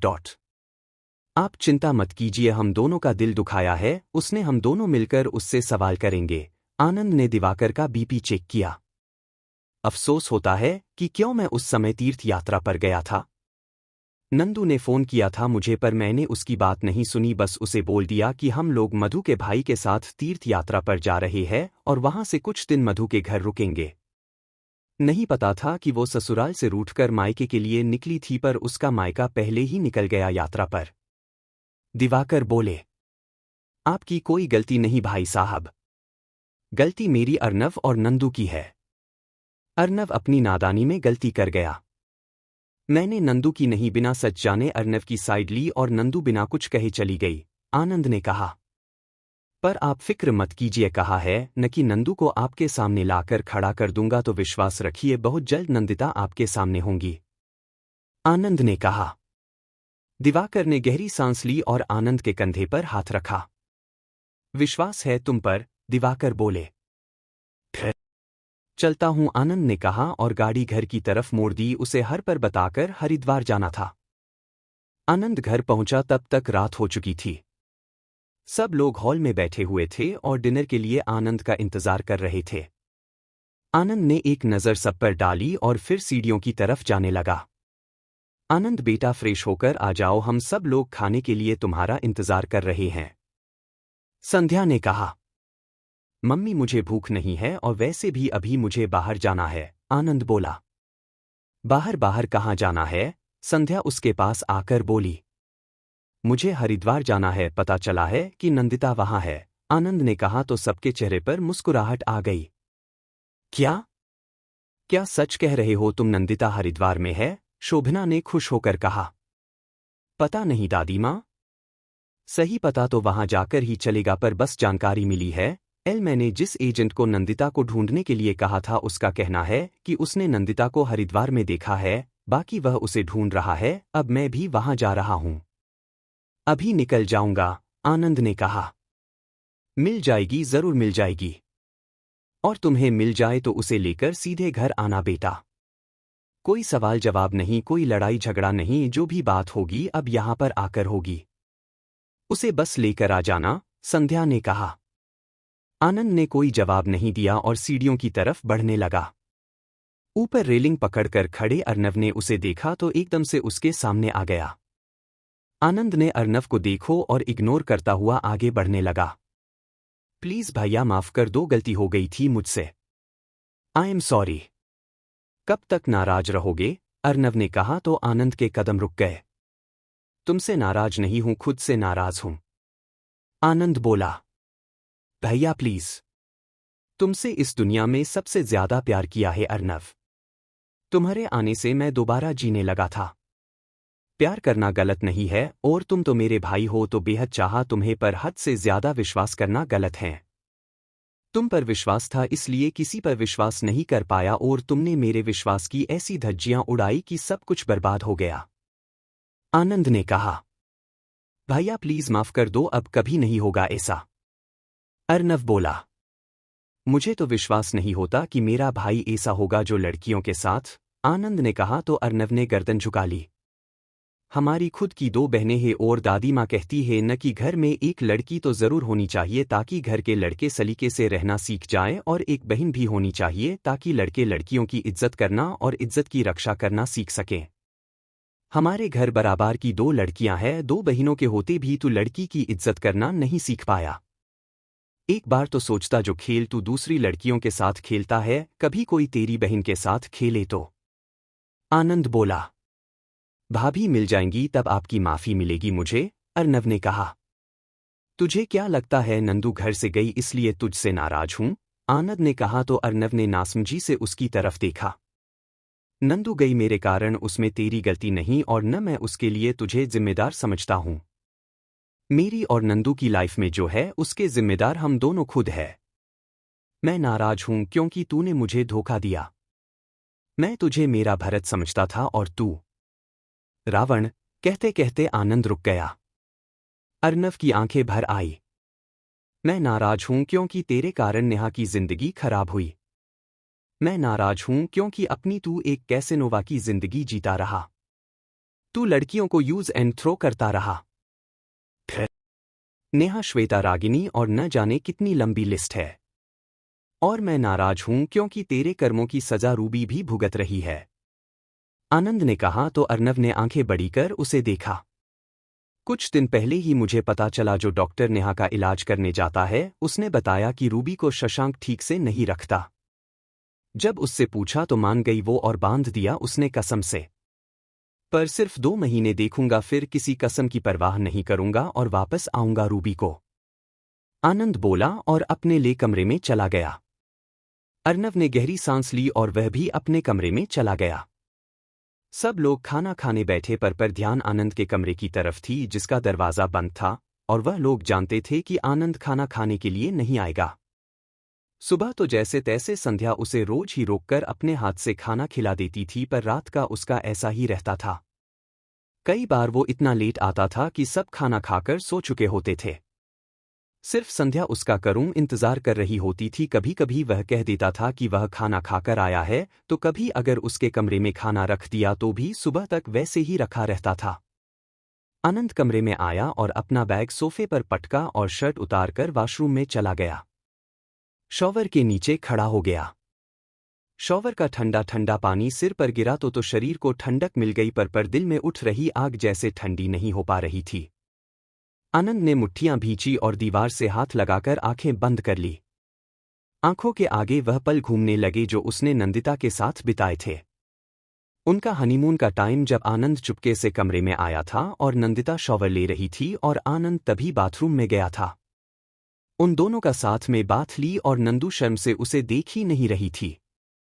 हर याद के साथ आनंद का चेहरा लाल हो रहा था। उनका बालकनी में समय बिताना और एक ही कप से कॉफी पीना, नंदिता का उसके सीने पर सिर रखकर लेटना और उसे अक्सर प्यार से देखना। डॉक्टर साहब, आपने मेरा विश्वास क्यों नहीं किया? अचानक से आनंद के कानों में नंदिता की आवाज गूंजी और उसने एकदम से आंखें खोल दी। आंखें फिर से लाल हो गई थी।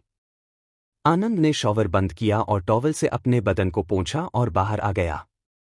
कबर्ड खोला और अपने कपड़े निकालने लगा, तभी नजर सामने रखी नंदिता की रिपोर्ट पर गई। आनंद ने फाइल उठाई और बैठकर देखने लगा। मैं समझ सकता हूं कि क्यों तुमने इतना बड़ा डिसीजन लिया। तुम्हें यही लगा होगा ना कि शायद यह सब मेरे कंट्रोल के बाहर है।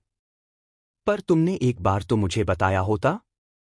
हाँ, मैं मानता हूं मुझसे गलती हुई, मुझे तुम्हारी बात सुननी चाहिए थी। मुझे तुम्हारा विश्वास करना चाहिए था। मुझे तुम्हें ऐसे निकल जाने के लिए नहीं कहना चाहिए था। पर तुम्हें भी तो रुकना चाहिए था। तुम्हें तो मुझसे बात करनी चाहिए थी। क्यों चली गई तुम मुझे छोड़कर? क्यों? आनंद ने कपड़े निकाले और चेंज कर सोफे पर आंख बंद करके बैठ गया। 5 महीने निकल चुके हैं। इन 5 महीनों में दीवानों की तरह तुम्हें ढूंढ रहा हूं। एक एक पल तुमसे मिलने के लिए तड़प रहा हूं और जिस दिन से मुझे पता चला है कि तुम प्रेग्नेंट हो तब से दर्द के साथ साथ एक नाराजगी भी है। तुमने क्यों नहीं बताया मुझे हमारे बच्चे के बारे में? क्यों नहीं बताया अपनी प्रेगनेंसी के बारे में? आनंद ने खुद से कहा। इस बच्चे के लिए ख्वाब तो हम दोनों ने ही देखे थे ना? आज भी याद है मुझे वह दिन जब तुम जबलपुर से 1 महीने बाद आई थी और मैं तुम्हें अपने सामने देखकर खुद पर काबू नहीं रख पाया था। उस दिन हमारा मिलन अलग था और तुम परेशान हो गई थी। आनंद की आंखों के आगे वो पल आ गया जब नंदिता जबलपुर से लौटी थी और आनंद ने उसे 1 महीने बाद पाकर बेचैन हो बेहद प्यार किया था। कुछ समय बाद दोनों एक दूजे की बाहों में बेसुध थे। डॉक्टर साहब, नंदू धीरे से बोली। हाँ, आनंद ने कहा। हमने आज मतलब हमने ध्यान नहीं रखा। आप चाहो तो मैं कोई मेडिसिन खा सकती हूं। नंदू बोली तो आनंद ने आंखें खोल उसे देखा। मतलब अभी हमने बेबी के बारे में नहीं सोचा था। पर आज, कहते कहते नंदिता रुक गई और उसकी पलकें झुक गई। आनंद ने उसके चेहरे को अपने हाथों में लिया और उसके माथे को चूम लिया। तुम्हें किसी तरीके की मेडिसिन नहीं खानी। अब तो हमारी शादी को काफी समय हो गया है और अगर कुछ होता है तो अच्छा ही है ना। दादी माँ कब से अपने पड़पोते का मुंह देखने की जिद कर रही है और मम्मी भी बोल चुकी है हमें हमारी फैमिली आगे बढ़ाने के बारे में। आनंद ने कहा तो नंदिता ने खुश होकर उसके सीने से सिर टिका दिया। थैंक यू डॉक्टर साहब, थैंक यू सो मच। मैं खुद भी चाहती हूं कि अब हमारा बेबी हो पर आप इतना बिजी रहते हो इसलिए मेरी कहने की हिम्मत नहीं हो रही थी, नंदू बोली। मैं कितना भी बिजी रहूं पर अपनी फैमिली और तुम्हारे लिए हमेशा टाइम रहेगा और यही सही समय है जब हम अपना बेबी प्लान कर सकते हैं। आनंद ने उसकी कमर पर अपनी बाहों कसकर कहा और फिर वॉशरूम में चला गया। दरवाजे पर दस्तक हुई तो आनंद ने आंखें खोली और यादों से बाहर आया। माला उसकी थाली लिए खड़ी थी। आनंद बेटा, खाना भेजा है संध्या भाभी ने। माला बोली। ठीक है आंटी, अभी खा लूंगा, आनंद बोला। खा लेना ध्यान से। आप रोज ही भूल जाते हो माला बोली और निकल गई। आनंद ने गहरी सांस ली और उठ खड़ा हुआ। सामने लगी अपनी और नंदिता की तस्वीर के सामने आ गया। इस बेबी के लिए हम दोनों ने प्लानिंग की थी। इस बेबी के लिए हम दोनों ने सपने देखे थे फिर तुम मुझे उन सपनों से और उन एहसासों से दूर कैसे रख सकती हो नंदू? मैं तो सोचता था कि सबसे पहले तुम यह खबर मुझे दोगी कि जब कि तुम प्रेग्नेंट हो और वो पल कितना खूबसूरत होगा। एक एक पल को तुम्हारे साथ महसूस करूंगा। अपने बेबी को अपनी आंखों के आगे बढ़ता हुआ देखूंगा पर तुमने मुझसे यह सब कुछ छीन लिया। मेरा अधिकार, यह सारे सपने, सब कुछ। इन सब के लिए मैं तुम्हें कभी माफ नहीं करूंगा, बिल्कुल भी नहीं मेरी गलतियां एक तरफ, अर्नव की गलती एक तरफ, हमारा लड़ाई झगड़ा वह भी सब एक तरफ।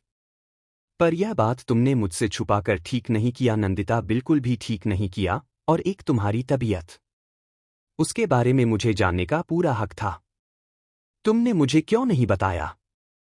अगर तुम्हारे कबर्ड में मुझे जबलपुर वाली रिपोर्ट नहीं मिलती और शशांक मुझे उसकी मेल आईडी पर आई रिपोर्ट नहीं भेजता तो मैं तो कभी जान ही नहीं पाता न हमारे बच्चे के बारे में और न तुम्हारी तबीयत के बारे में। तुम्हें मेरे सारे सवालों के जवाब देने होंगे नंदिता। आ रहा है मैं, और अब तुम चाहे कितनी भी जिद करो तुम्हें मेरे साथ आना होगा और मेरे साथ रहना होगा। जो होगा उसे हम फेस करेंगे, जैसे होगा वैसे हम फेस करेंगे, पर इस हाल में तुम्हें मैं अकेला बिल्कुल भी नहीं छोड़ सकता, कभी नहीं छोड़ सकता। आनंद ने खुद से ही कहा और फिर खाने की थाली उठाई और खाना शुरू कर दिया। 2-4 निवाले ही खाए थे कि नंदिता की यादें उसके ऊपर फिर हावी हो गई।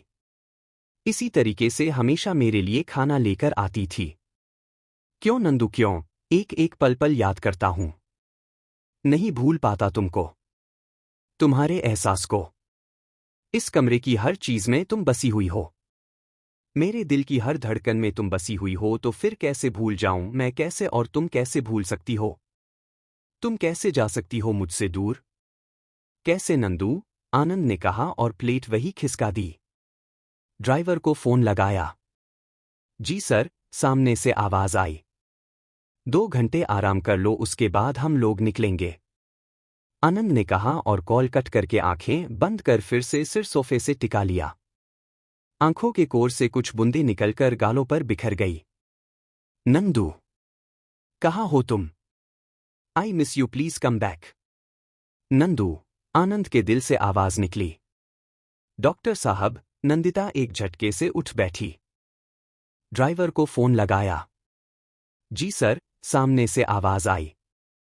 2 घंटे आराम कर लो, उसके बाद हम लोग निकलेंगे, आनंद ने कहा और कॉल कट करके आंखें बंद कर फिर से सिर सोफे से टिका लिया। आंखों के कोर से कुछ बूंदें निकलकर गालों पर बिखर गई।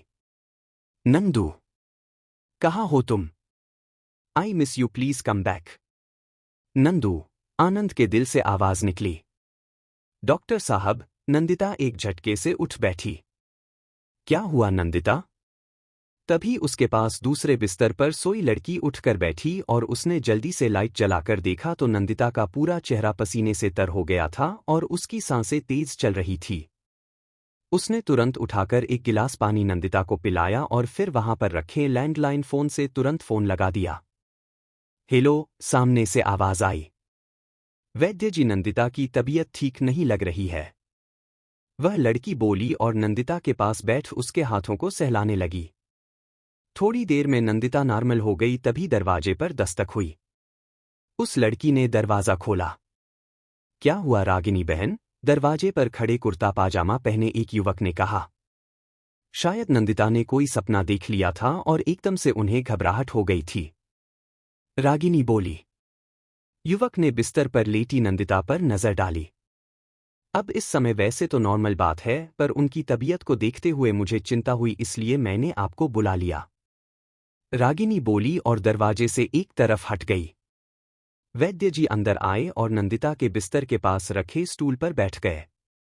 उन्होंने नंदिता की कलाई पकड़ी और नब्ज देखने लगे। और अब कैसा लग रहा है? वैद्य जी ने पूछा। अब ठीक हूं वैद्य जी, नंदिता ने कहा। कितनी बार आपसे कहा है, बेवजह की स्ट्रेस मत लिया कीजिए। आपको शांत रहने की जरूरत है। आप चाहती हैं कि आपकी तबीयत के साथ से आपके आने वाले शिशु को अगर कोई नुकसान ना हो तो उसके लिए आपको भी धैर्य रखना होगा, समय पर योगाभ्यास, दवाइयाँ और मेडिटेशन करना होगा, तभी आपकी प्रेगनेंसी ठीक से आगे निकलेगी और बिना किसी व्यवधान के आप इस बच्चे को जन्म दे पाएंगी। वैद्य जी ने कहा। जी मैं सब चीज़ों का ध्यान रख रही हूँ। बस यूं ही ऐसा लगा जैसे किसी ने बहुत तकलीफ के साथ मुझे पुकारा और मेरा दिल बेचैन हो गया। नंदिता ने कहा। ध्यान रखिए अपना। वैद्य जी बोले। फिर अपनी जेब से एक दो पुड़िया निकालकर उन्होंने रागिनी की तरफ बढ़ा दी। यह दवाई है, इन्हें गर्म पानी के साथ दे दीजिए, आराम मिल जाएगा और मानसिक तनाव भी कम हो जाएगा। बाकी ध्यान रखिए, गुरुजी से भी बात करता हूं इनके विषय में। वैद्य जी बोले और चले गए। रागिनी ने दरवाजा बंद किया, दवाई नंदिता को खिलाकर उसे लेटा दिया और उसके साथ में बैठकर उसके माथे पर हाथ रख हौले से सहलाने लगी। जब इतना प्यार है, इतनी परवाह है, तो क्यों चली आई उन्हें छोड़कर? रागिनी बोली। कभी कुछ निर्णय ऐसे होते हैं जो समझ में नहीं आते, सही है या गलत पर हो जाते हैं। और अब तो ऐसा लगता है कि शायद मैंने ठीक ही किया। क्या मुझे इस हालत में देखकर वह बर्दाश्त कर पाते? बहुत तकलीफ होती उन्हें। नंदिता ने कहा। जरूरी नहीं है जो तुम सोच रही हो वही सही हो। तुम्हें क्या लगता है तुम्हारे इस तरीके से छोड़कर आने से तुम्हारे डॉक्टर साहब खुश होंगे? तकलीफ तो उन्हें अब भी उतनी ही हुई होगी।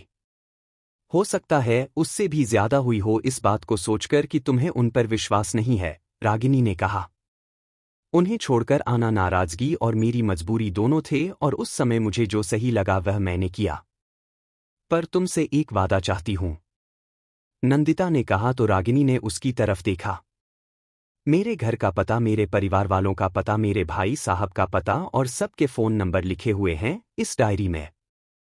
अगर इस बच्चे को जन्म देते हुए मुझे कुछ हो जाए, मैं इस दुनिया में न रहूं, तो तुम मेरे बच्चे को मेरे परिवार के पास भेज देना और मेरी तरफ से उनसे माफ़ी मांग लेना। नंदिता ने कहा। तुम ऐसा क्यों सोचती हो? गुरुजी ने कहा है ना कि तुम्हें कुछ भी नहीं होगा, और देखना, विश्वास रखो, यहाँ की प्राकृतिक चिकित्सा पद्धति, गुरुदेव का योगाभ्यास तुम्हें जरूर ठीक कर देगा। कई असाध्य वाले रोगी यहाँ से ठीक होकर गए हैं, फिर तुम ऐसा हिम्मत क्यों हारती हो? तुम खुद जाओगी उनके पास अपने बच्चे को लेकर और अपने परिवार के पास खुशी खुशी रहोगी। देखना नंदिता, कुछ भी नहीं होगा तुम्हें, भगवान सब ठीक करेंगे। रागिनी बोली। सब ठीक होगा फिर तो कोई बात नहीं है, पर अगर सब ठीक नहीं रहा तो तुम मेरा यह काम करोगी ना? वैसे तो मैं यह बात गुरुजी से भी कह सकती थी, पर मुझे लगता है कि गुरुजी शायद अभी उन लोगों को खबर कर देंगे, क्योंकि गुरुजी को लगता है कि मुझे मेरे परिवार के साथ रहना चाहिए, इसीलिए मैंने उन्हें अब तक अपने परिवार के बारे में कुछ भी नहीं बताया है। नंदिता ने कहा, तुम ऐसा सोचती हो, पर क्या पता वो लोग खुद ही ढूंढ रहे हैं तुम्हें, और तुम्हारे सोचने से पहले या जाने से पहले तुम्हें ढूंढते हुए यहां आ जाए। रागिनी बोली, आना होता तो अब तक आ जाते, पर नाराजगी मुझसे बहुत ज्यादा होगी। मैंने उनके भाई और उस परिवार के बेटे पर उंगली उठाई। इतना कहाँ बर्दाश्त हुआ होगा, और बात सिर्फ डॉक्टर साहब की नहीं है, कोई भी मेरा विश्वास नहीं करेगा, और फिर गलत डॉक्टर साहब भी नहीं है। अगर गलती उनके भाई की थी तो गलती मेरी दोस्त की भी थी ना, पर मुझे यह उम्मीद नहीं थी कि डॉक्टर साहब इस तरीके से सिर्फ और सिर्फ अपने भाई का साथ देंगे और मेरी बात को सुनना भी नहीं चाहेंगे। उन्होंने एक बार नहीं कहा कि नंदिता, मैं तुम्हारी बात का विश्वास करता हूं, मैं नेहा से मिलना चाहता हूं और सारा सच जानना चाहता हूं। उन्होंने एक बार भी यह नहीं कहा कि वह सच्चाई का पता लगाएंगे, उसके बाद ही कोई फैसला करेंगे। उन्होंने अपने भाई को डांटा तक नहीं, बल्कि मुझे वहां से जाने के लिए कह दिया। इसलिए कह दिया ना क्योंकि वह घर मेरा नहीं था, वह उनका घर था। अगर वह यह मानते हैं कि वह घर मेरा है तो कभी मुझसे वहां से जाने के लिए नहीं कहते। कभी यह नहीं कहते कि मेरे कारण उनके परिवार में मतभेद आ रहे हैं, मेरे कारण उनके परिवार का माहौल खराब हो रहा है। नंदिता ने दुखी होकर कहा, भूल जाओ पुरानी बातों को। जब इंसान गुस्सा होता है तो उसके मुंह से कुछ भी निकल जाता है, और इसका मतलब यह तो नहीं कि वह इंसान गलत हो सकता है। उन्हें बाद में अपनी गलती का एहसास हुआ है, पर तुमने उन्हें समय भी तो नहीं दिया, तुरंत चली आई वहां से। रागिनी बोली, जिस दिन से मुझे अपनी बीमारी और प्रेगनेंसी के बारे में पता चला था, उस दिन से मन में कशमकश थी। कई बार डॉक्टर साहब को बताने की कोशिश की, पर वह इतने व्यस्त थे कि उनके पास मेरे लिए समय ही नहीं था। उन्हें इतनी फुर्सत ही नहीं थी कि मेरी तबीयत के बारे में जान सकें, मुझसे 2 पल बैठकर बात कर सके। मेरी जिंदगी में इतनी बड़ी बात हुई थी, एक तरफ मैं मां बनने वाली थी, एक नई जिंदगी को जन्म देने वाली थी, दूसरी तरफ मेरी खुद की जिंदगी खतरे में आ चुकी थी।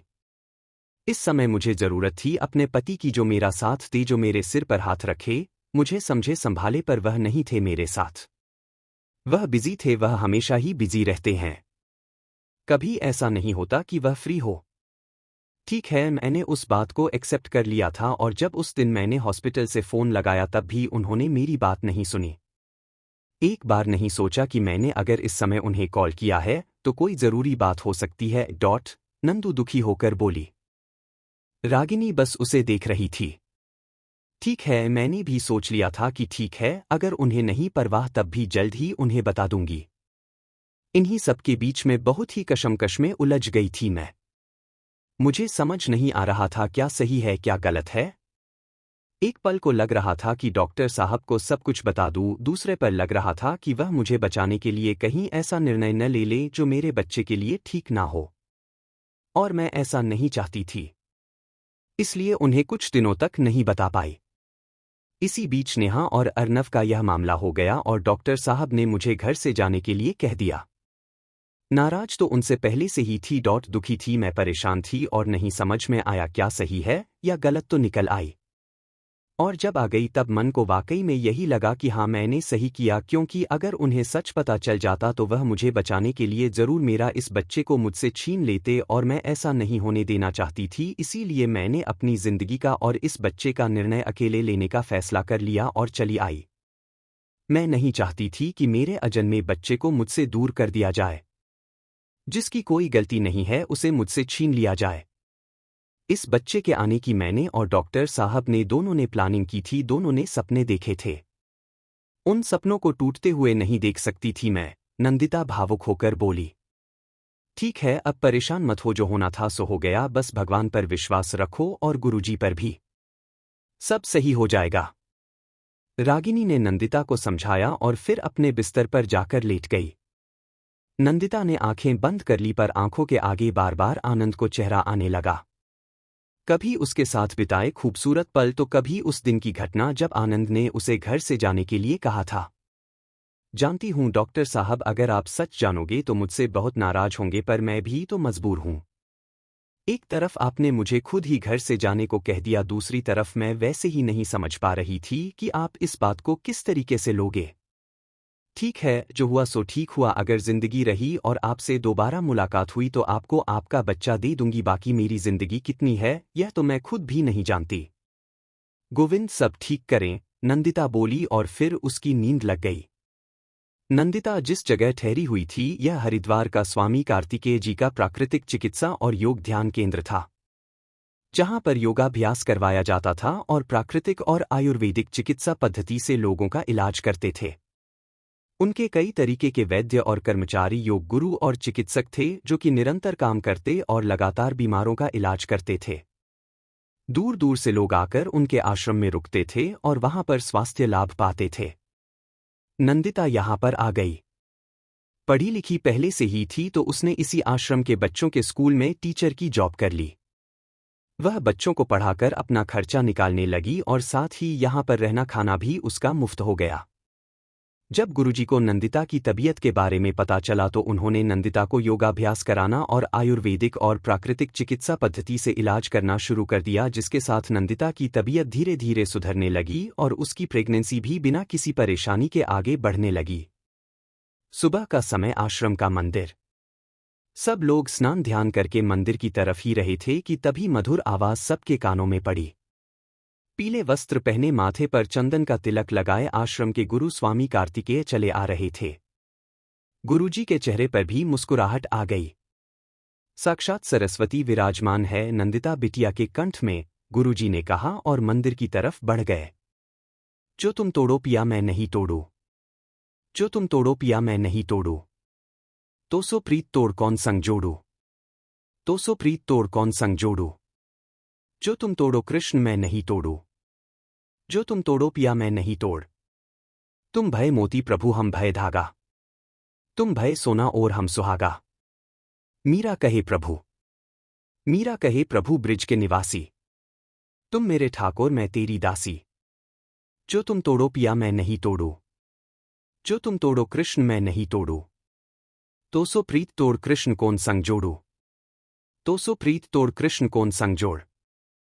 आनंद रात को 2 बजे ड्राइवर के साथ दिल्ली से हरिद्वार के लिए निकल गया। दिल्ली से हरिद्वार की दूरी कार से कोई 4 से 5 घंटे की है। सुबह 8 बजे आनंद और ड्राइवर हरिद्वार पहुंच चुके थे और सीधे उस होटल में गए जहां उनके एजेंट ने आनंद के लिए रूम बुक किया था। आनंद अपने रूम में पहुंचा और सबसे पहले जाकर शॉवर लिया। रात भर का जागा हुआ था तो थकान भी हो रही थी। उसने शॉवर लेने के बाद अपने एजेंट को कॉल लगाया। यस सर, एजेंट ने कहा। कुछ पता चला कहां पर है नंदिता, आनंद ने पूछा। सर लोकेशन पता चल चुकी है, एग्जैक्ट कहां पर रह रही है यह पता नहीं है। आप आज भर का टाइम दीजिए, आज शाम तक मैं पता कर लूंगा और जहां तक हो सकेगा हम आज शाम ही उनसे मिलने जा पाएंगे, एजेंट ने कहा। ठीक है, मैं इंतजार करूंगा, आनंद बोला और कॉल कट कर दिया। उसे थकान के साथ साथ वीकनेस भी फील हो रही थी। कल रात को उसने कुछ खास नहीं खाया था। उसने अपने लिए ब्रेकफास्ट ऑर्डर किया और नाश्ता करने के बाद बिस्तर पर लेट गया। बस नंदू पहुंच रहा हूं मैं तुम्हारे पास और अब तुम तैयार हो जाओ मेरे हर सवाल के जवाब देने के लिए। तुम्हारी नाराजगी भी सर आंखों पर है और तुम्हें मनाना भी मेरी जिम्मेदारी है, पर साथ ही साथ मेरे सवालों के जवाब भी तुम्हें देने होंगे और मेरे गुस्से का सामना भी तुम्हें करना होगा, क्योंकि गलत अगर मैं हूं तो सही तुम भी नहीं, आनंद ने खुद से कहा और आंखें बंद कर ली। कुछ ही देर में उसे नींद आ गई। उधर कार्तिकेय स्वामी के आश्रम में नंदिता ने सुबह की पूजा खत्म की और सहारा देकर उठ खड़ी हुई। सामने स्वयं स्वामी कार्तिकेय जी खड़े हुए थे। कैसी तबीयत है अब आपकी नंदिता बिटिया? स्वामी जी बोले। ठीक हूं गुरुजी, सब भगवान की कृपा है और आपका आशीर्वाद, नंदिता ने कहा। मैं करने वाला कोई नहीं, सारे जगत के रखवाले तो वही मुरली वाले हैं और उनकी कृपा से ही सब कुछ होता है। बस मैं कोशिश कर सकता हूं जो कर रहा हूं।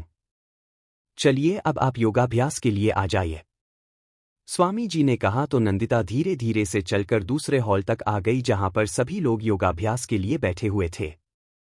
वहीं पर बिछे एक मेट पर नंदिता भी बैठ गई और स्वामी जी के बताए अनुसार योगाभ्यास करने लगी। योगाभ्यास के बाद मेडिटेशन हुआ और उसके बाद सब लोग शुद्ध सात्विक और पौष्टिक भोजन लेने के लिए दूसरे बड़े से हॉल की तरफ बढ़ गए।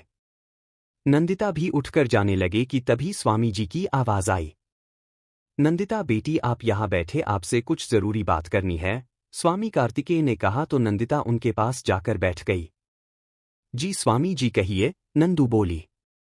आपको यहाँ आए हुए 5 महीने हो गए हैं और हमने आपसे कई बार पूछा है कि आप हमें अपने घर परिवार के बारे में बता दीजिए, अपने पति के बारे में बता दीजिए, उन्हें सूचना दे दीजिए ताकि वो यहाँ पर आकर आपको आकर मिल जाएंगे। आप चाहे तो उनके साथ भी जाकर रह सकती हैं, पर आपने कभी हमें नहीं बताया, स्वामी बोले तो नंदू ने गर्दन झुका ली।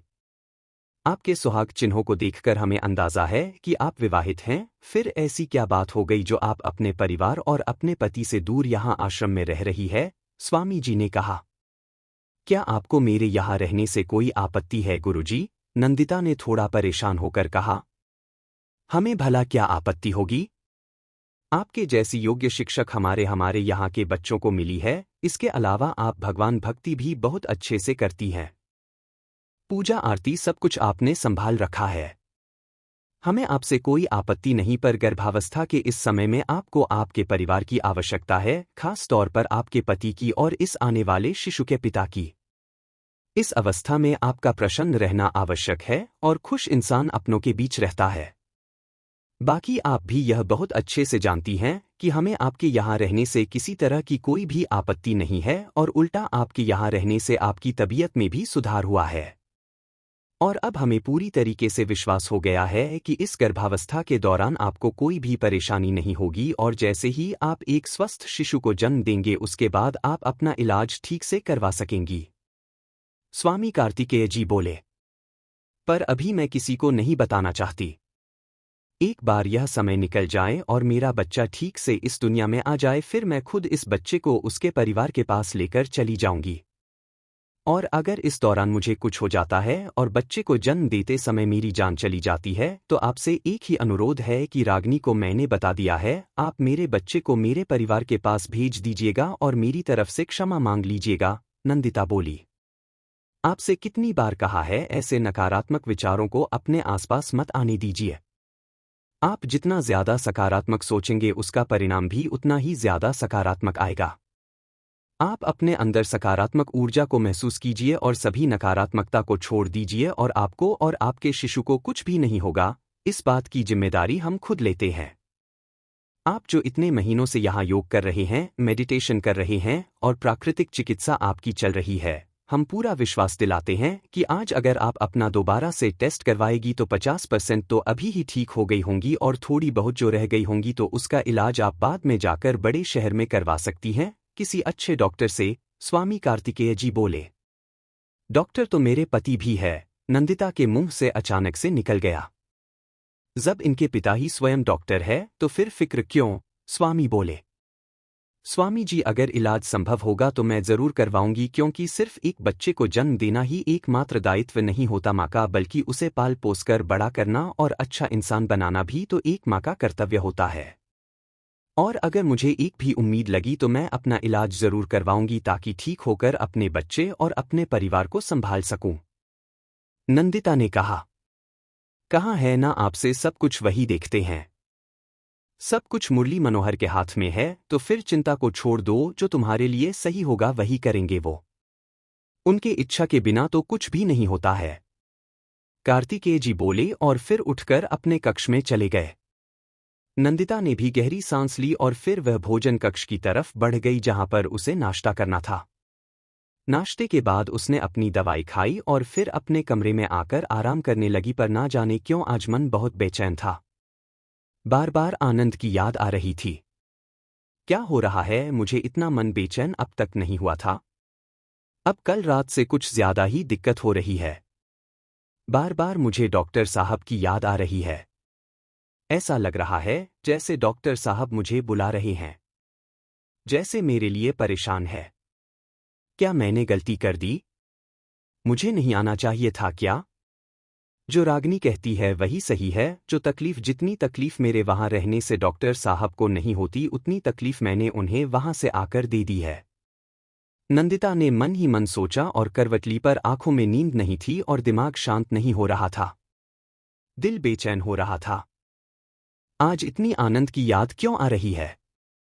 मन कर रहा है कि वह आ जाए और उन्हें देख सकूं, न जाने क्यों दिल बहुत बेचैन हो रहा है। आज दिल कर रहा है कि उनके सीने पर सिर रखकर जी भरकर रो लूं। उनकी बाहों में खुद को महफूज करके हर तकलीफ को भूल जाऊं। उनके साथ अपने बच्चे की हर हरकत को महसूस करूं। नंदिता ने अपने पेट पर हाथ रखकर अपने बेबी के किक को फील करते हुए कहा। आंखों में नमी गहरी हो गई। जानती हूं डॉक्टर साहब, इस पर आपका भी बराबर अधिकार है। इस बच्चे पर, इसकी हर हरकत पर, एक एक पल पर आपका अधिकार है। मैं अगर मजबूर ना होती तो कभी आपसे दूर ना जाती। अब जो हो गया सो हो गया। पता नहीं सब कब सही होगा और कैसे सही होगा। पर जैसा स्वामी जी कहते हैं, जो होता है भगवान की इच्छा से होता है और मुझे भगवान पर पूरा विश्वास है। वह सब सही करेंगे। अगर मेरी किस्मत में जिंदगी लिखी है तो मैं जरूर जिंदा रहूंगी और आपके बच्चे को लेकर आपके पास आऊंगी, और अगर मुझे ईश्वर ने जिंदगी नहीं दी तो तब भी ये बेबी आपके पास पहुंच जाएगा, वह भी सुरक्षित। इतना इंतजाम मैंने कर दिया है, नंदिता ने मन ही मन कहा और आंखें बंद कर ली। आंखों के कोनों से आंसुओं की बूंदें निकलकर नंदिता के बालों में समाने लगी और नंदिता बंद आंखों के साथ देखने लगी आनंद को और महसूस करने लगी उसके साथ बिताए और खूबसूरत पलों को जो उसकी जिंदगी में महत्वपूर्ण स्थान रखते थे और जिन्हें चाहकर भी कभी नहीं भूल सकती थी। सॉरी बच्चा, आपको आपके पापा और परिवार से दूर लाई पर मजबूर न होती तो कभी न करती। मुझे माफ कर देना मेरे बच्चे, नंदिता ने खुद से ही कहा। उधर आनंद की नींद खुली तो देखा दोपहर हो चुकी थी। आनंद उठा और फ्रेश होकर बाहर निकल पाया और फिर वही आसपास घूमने निकल गया लिए। सबसे पहले वह हर की पौड़ी गया और उसके बाद मां मनसा देवी मंदिर के लिए निकल गया। उसने प्रसाद खरीदा और मां की चुनरी खरीदी और फिर मंदिर में आया। प्रसाद चढ़ाया और मां के आगे हाथ जोड़कर बैठ गया। मैं जानता हूं मुझसे भी बहुत भूल हुई है, बहुत गलतियां की है मैंने जीवन में, पर आप भी जानती हो इस बात को कि नंदिता को घर से निकालने का मेरा कोई इरादा नहीं था और ना ही मैंने उसे घर से निकलने के लिए कहा था। बस गुस्से में और टेंशन में उस दिन मुंह से निकल गया और नंदिता मुझे छोड़कर चली गई। आप जानती हो मां, मैं उसे बहुत चाहता हूं और जब से मुझे पता चला है कि वह प्रेग्नेंट है और बीमार है तब से एक बोझ लिए घूम रहा हूं। आज मैं उसे ढूंढते हुए आया हूं यहां। माता रानी, मुझ पर कृपा कर दो और मुझे मेरी नंदू से वापस मिलवा दो। उसको मैं कोई तकलीफ नहीं होने दूंगा और मैं जानता हूं कि उसे कुछ नहीं होगा। जब तक आपका आशीर्वाद हम दोनों के साथ है, कुछ भी गलत नहीं हो सकता। बस इतनी कृपा कर दीजिए कि मुझे मेरी नंदिता का पता जल्दी से जल्दी मिल जाए। हर गुजरते दिन के साथ मन बेचैन हो उठता है और उतनी ही ज्यादा घबराहट होने लगती है कि कहीं कुछ गलत ना हो जाए। माता रानी कृपा करिए और मुझे मेरी नंदिता और मेरे बच्चे से मिलवा दीजिए। आनंद ने मां के आगे प्रार्थना की और नम आंखों के साथ माथा टेक दिया। मंदिर की सीढ़ियां वह अभी उतर ही रहा था कि तभी उसके एजेंट का फोन आ गया। हाँ बोलो, आनंद ने कहा। नंदिता मैडम का पता चल चुका है, आप आ जाइए, हम लोगों को अभी चलना होगा, एजेंट ने कहा तो आनंद के चेहरे पर मुस्कुराहट आ गई और आंखों में आंसू भर आए। वह जल्दी जल्दी सीढ़ियां उतरकर नीचे आया और ड्राइवर के साथ एजेंट की बताई जगह पर जाने के लिए निकल गया। दिल्ली में निमिष, अर्नव, सूरज और अमृत ऑफिस गए हुए थे। घर पर सिर्फ महिलाएं थीं। निम्मी अपने कमरे में लेटी हुई थी कि तभी उसे पेट में दर्द होना शुरू हो गया। उसने तुरंत ही आवाज लगाई तो रूपाली उसके पास आ गई। क्या हुआ सिम्मी? रूपाली ने उसके पास बैठते हुए कहा। मम्मी, बहुत तेज पेट में दर्द हो रहा है, मुझे लग रहा है कि हॉस्पिटल चलना होगा, सिम्मी ने दर्द से कराहते हुए कहा। ठीक है, अभी चलते हैं, रूपाली बोली और उसने ड्राइवर को गाड़ी निकालने को कहा और साथ ही साथ निमेश को भी फोन कर दिया। संध्या और रूपाली ड्राइवर के साथ सिम्मी को लेकर हॉस्पिटल निकल गई तो वही निमेश भी ऑफिस से सीधा हॉस्पिटल के लिए निकल गया। संध्या और रूपाली ने सिमरन को एडमिट करा दिया और डॉक्टर उसका चेकअप करने लगे। तब तक निमेश भी वहां आ पहुंचा। कैसी है तबीयत सिम्मी की? उसने आते से ही रूपाली से कहा। तबीयत उसकी ठीक नहीं है, उसको दर्द है, डिलीवरी समय आ गया है, रूपाली ने कहा तो निमेश के चेहरे पर परेशानी आ गई। इतना घबराने की भी कोई बात नहीं है। और अभी तक सब सही से रहा है तो आगे भी सही होगा, तुम बैठो यहाँ पर, संध्या ने उसे वही बेंच पर बिठाते हुए कहा। थोड़ी देर में डॉक्टर बाहर आ गई। उन्हें लेबर पेन शुरू हो गए हैं, हम थोड़ी देर वेट करते हैं, पर अगर कुछ कॉम्प्लिकेशन हुए तो फिर हम सीजेरियन कर देंगे, डॉक्टर ने कहा।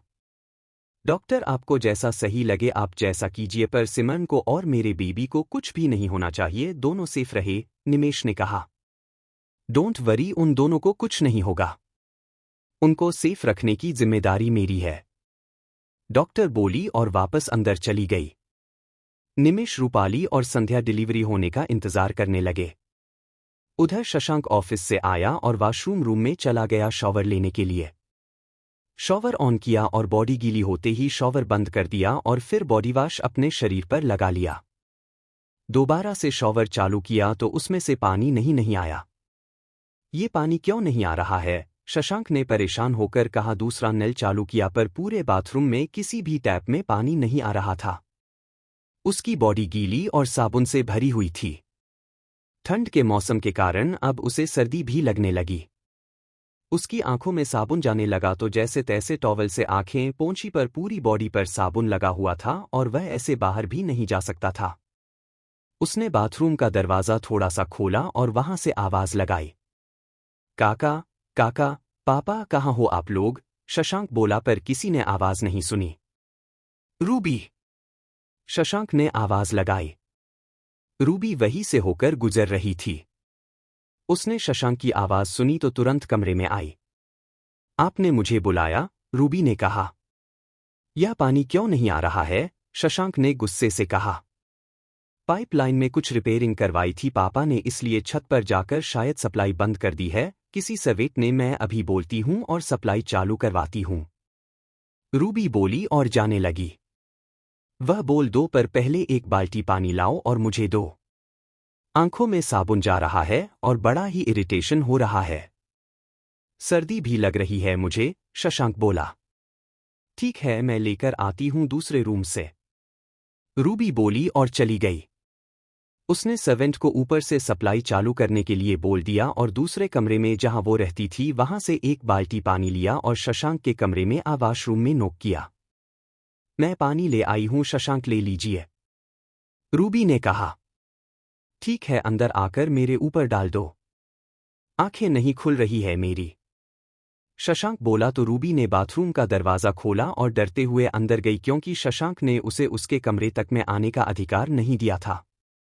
शशांक, मैं पानी ले आई हूं, रूबी ने डरते हुए कहा। हाँ तो पीना थोड़ी ना है मुझे, डालो मेरे ऊपर, मुझे कुछ दिखाई नहीं दे रहा, शशांक बोला तो रूबी ने मग उठाया और उसके ऊपर पानी डालने लगी। शशांक की बॉडी से थोड़ा साबुन कम हुआ तो उसने ध्यान दिया कि रूबी बाथरूम में है और वह इस समय ऐसी हालत में है। यार, तुम्हें अक्ल है या नहीं है? बिल्कुल अर्नव की तरह बेशर्म हो, शशांक बोला। रूबी ने आंखें बड़ी करके देखा। मैंने बोला और तुम चली आई बस मुंह उठाकर। सेंस है या नहीं है? मैं इस तरीके से हूं, तुम्हें आना चाहिए जब कोई लड़का नहा रहा हो, शशांक ने टॉवल लेकर बॉडी पर लपेटते हुए कहा तो रूबी बेहद शर्मिंदा हो गई और तुरंत बाहर जाने लगी। फर्श पर पड़े ढेर साबुन के कारण उसका पैर फिसला और वह एकदम से गिरने लगी। शशांक ने अगले ही पल उसे कमर से थाम लिया। रूबी की आंखें एकदम से डर के कारण बंद हो गई थी और उसने शशांक के सीने पर अपना हाथ रख लिया और दूसरे हाथ से उसकी बाजू को कसकर पकड़ लिया। शशांक सब कुछ भुलाकर एकदम से उसके मासूम चेहरे में खो गया।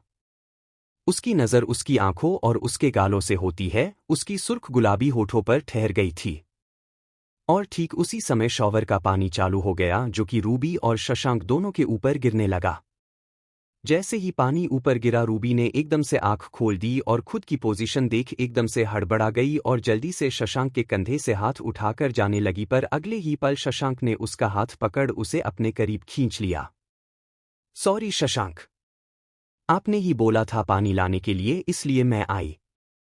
अब कभी नहीं आऊंगी यहां पर। रूबी बोली और जैसे ही जाने को मुड़ी शशांक ने वापस उसे अपने करीब खींच लिया। दोनों के ऊपर पानी शॉवर से गिर रहा था और शशांक अपनी गहरी आंखों से रूबी को एकटक देख रहा था, जिसके चेहरे पर डर और घबराहट एक साथ दिखाई दे रहे थे। प्लीज जाने दो मुझे, रूबी ने कहा, पर शशांक ने उसकी बात नहीं सुनी और एकदम से उसको दीवार से सटा दिया। रूबी को समझ नहीं आ रहा था कि शशांक क्या करने के मूड में है। तभी शशांक की उंगली उसे अपने गाल पर महसूस हुई और रूबी के शरीर में एक सिहरन दौड़ गई। शादी के इतने महीनों बाद भी शशांक में उसे इस तरीके से नहीं छुआ था। दोनों के कमरे अलग थे और शशांक ने उसे पत्नी होने का हक नहीं दिया था, पर आज उसका एकदम से करीब आना उसे समझ नहीं आ रहा था। उसने पलकें झपकाकर शशांक की तरफ देखा तो शशांक धीमे से उसके होठों पर झुक गया। रूबी का दिल जोरों से धड़क धड़क उठा। अगले ही पल उसके होठों पर शशांक के होंठ थे और वह उसे धीमे धीमे किस करने लगा। रूबी की आंखें बंद हो गई। उसे समझ नहीं आ रहा था कि वह शशांक से दूर जाए या पास रहे। शशांक कुछ पलों तक जब उसे लगातार किस करता रहा तो रूबी के हाथ भी उसकी पीठ पर आ गए और वह भी उसका साथ देने लगी। दोनों कुछ पलों के लिए टेंशन को भूलकर बस एक दूसरे को प्यार से चूमते रहे। धीरे धीरे शशांक के लब अब रूबी की गर्दन और कंधों पर भी चलने लगे। बैक जिप खोल शशांक ने उसकी ड्रेस को धीमे से कंधे से हटाया और वहां भी होठों की छाप छोड़ने लगा। रूबी बस आंखें बंद किए उसकी गर्दन में बाहें लपेटे उसके लबों के लम्स को महसूस कर रही थी कि तभी एकदम से शशांक उससे दूर हो गया। I love you Shashank, please मुझसे दूर मत जाओ, रूबी ने आंखें खोलकर शशांक की तरफ देखा और बोली। शशांक की आंखें फिर से लाल हो गई थी। तुम्हें कितना प्यार करता था, तुम्हारे साथ खूबसूरत जिंदगी बिताने के सपने देखे थे, पर तुम्हारे उस घटिया भाई ने सब कुछ खराब कर दिया, सब कुछ खत्म कर दिया। उसके कारण हमारी जिंदगी खराब हो गई। आज भी दिल करता है तुम्हें प्यार, कहते कहते शशांक रुक गया। रूबी ने भरी आंखों से उसे देखा। पर मैं तुम्हारे उस घटिया भाई की तरह नहीं हूं जो लड़कियों को यूज एंड थ्रो करूं, तुम्हारे साथ फिजिकल रिलेशन बनाकर फिर तुम्हें छोड़ दूं, शशांक ने कहा। शशांक पर हमारे बारे में, रूबी ने बोलना चाहा तो शशांक ने हाथ आगे कर दिया। मुझे पता है कि जिस दिन भी नेहा को होश आ जाएगा और वह मुझे सच बता देगी, उस दिन हमारा रिश्ता हमेशा हमेशा के लिए खत्म हो जाएगा। तुम खुद इस घर को छोड़कर चली जाओगी और शायद मैं भी तुम्हें यहां ना बर्दाश्त कर पाऊं, इसीलिए तुमसे दूर हूं। क्योंकि मैं नहीं चाहता कि कल को तुम्हें ऐसा लगे कि मैंने तुम्हारे साथ फिजिकल होकर तुम्हें यूज करके और फिर तुम्हें छोड़ दिया। कुछ तो फर्क है मुझ में और तुम्हारे उस अय्याश भाई में, शशांक बोला तो रूबी के आंसू बहने लगे। मैं नहीं चाहता कि मुझसे अलग होने के बाद तुम मेरी यादों खोई रहो, जैसे कि मेरी नेहा खोई रहती थी उसकी यादों में। शशांक ने रूबी के कंधे पकड़ उसे झींझोड़ के कहा और एक झटके से उसे छोड़ बाथरूम से बाहर निकल गया और तेजी से दरवाजा बंद कर दिया। रूबी बहती आंखों से वही फर्श पर बैठ गई और तेज रोने लगी। क्यों शशांक, क्यों? क्या भैया से नफरत इतनी ज्यादा है कि आपने हमारे प्यार को मार दिया? रूबी ने जमीन पर हाथ मारकर कहा। सॉरी रूबी, तुम्हें हर बार हर्ट कर देता हूं। जानता हूं तुम बेचैन हो मेरे लिए, चाहती हो कि मैं तुम्हें प्यार करूं, तुम्हारे करीब आऊं, और मैं भी यही चाहता हूं, पर नहीं चाहता कि तुम्हारी जिंदगी बर्बाद हो।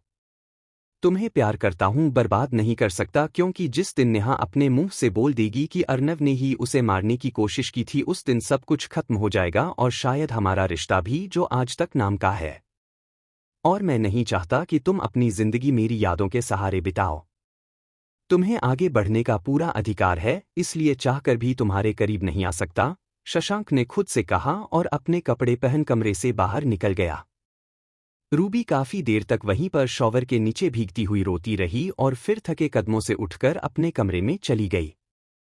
उसने भी कपड़े चेंज किए और बिस्तर पर गिर गई। उसे ठंड लगने लगी थी, काफी देर से शॉवर के नीचे थी और वैसे भी अब मौसम ठंडक का था और दिल्ली में ठंड तेज भी रहती है। मेरी क्या गलती है शशांक? कब तक सजा दोगे? मैं अर्नव भैया की बहन हूं, तो क्या आप कभी मुझे नहीं अपनाओगे? जैसी आपकी मर्जी, पर मुझे विश्वास है कि उस दिन जो हादसा हुआ उसमें अर्नव भैया की कोई गलती नहीं थी। आप ना जाने किस किस बात की सजा दे रहे हो। मुझे खुद से दूर रख, आप मेरे साथ खुद को भी तकलीफ दे रहे हो। जानती हूँ प्यार आप भी करते हो मुझे, फिर भी मेरे करीब नहीं आते, इसीलिए ना कि आपके मन में यह बात बैठ गई है कि आज नहीं तो कल हमारा रिश्ता खत्म हो ही जाना है। पर मैंने उम्मीद नहीं छोड़ी है, रूबी ने खुद से ही कहा और रोते रोते सो गई। आनंद ड्राइवर के साथ आश्रम की तरफ चल दिया। रास्ते में उसे उसका एजेंट मिल गया और वह भी आनंद के साथ गाड़ी में बैठ गया। तुमने ठीक से पता कर लिया है ना नंदिता के बारे में? आनंद ने पूछा। जी सर, 100% श्योर होने के बाद ही मैंने आपको कॉल किया है। मैडम पिछले 5 महीने से यहाँ रह रही हैं। यह योग आश्रम है, इस आश्रम में योगाभ्यास कराया जाता है और साथ ही साथ मेडिटेशन और प्राकृतिक चिकित्सा पद्धति से इलाज किया जाता है। कुछ आयुर्वेदिक वैद्य भी यहाँ पर है जो कि आयुर्वेदिक पद्धति से इलाज करते हैं। मैडम यहाँ चलने वाले एक स्कूल में टीचिंग करती है और यही के आश्रम में रहती हैं और यहाँ योगाभ्यास के साथ साथ उनका कुछ इलाज भी चल रहा है। किस बीमारी का यह तो नहीं पता चल पाया है कि क्या तकलीफ है, पर इलाज चल रहा है। यहाँ पर उन्होंने अपने बारे में किसी को कुछ नहीं बताया है, कोई नहीं जानता कि वह कहाँ से आई है और उनके परिवार में कौन है, एजेंट बोला और आनंद की तरफ देखा। और एक बात पता चली है, मैडम प्रेग्नेंट है, लगभग 5-6 महीने की प्रेगनेंसी होगी, ऐसा मुझे यहाँ पर काम करने वाले एक कर्मचारी ने बताया है। एजेंट बोला तो आनंद ने गहरी सांस ली। कुछ ही देर में वो लोग आश्रम के बाहर पहुंच गए थे। ड्राइवर गाड़ी जैसे ही रोकी तो एजेंट और आनंद गाड़ी से बाहर आए। आप जाइए, अब आपका पेमेंट अकाउंट में पहुंच जाएगा।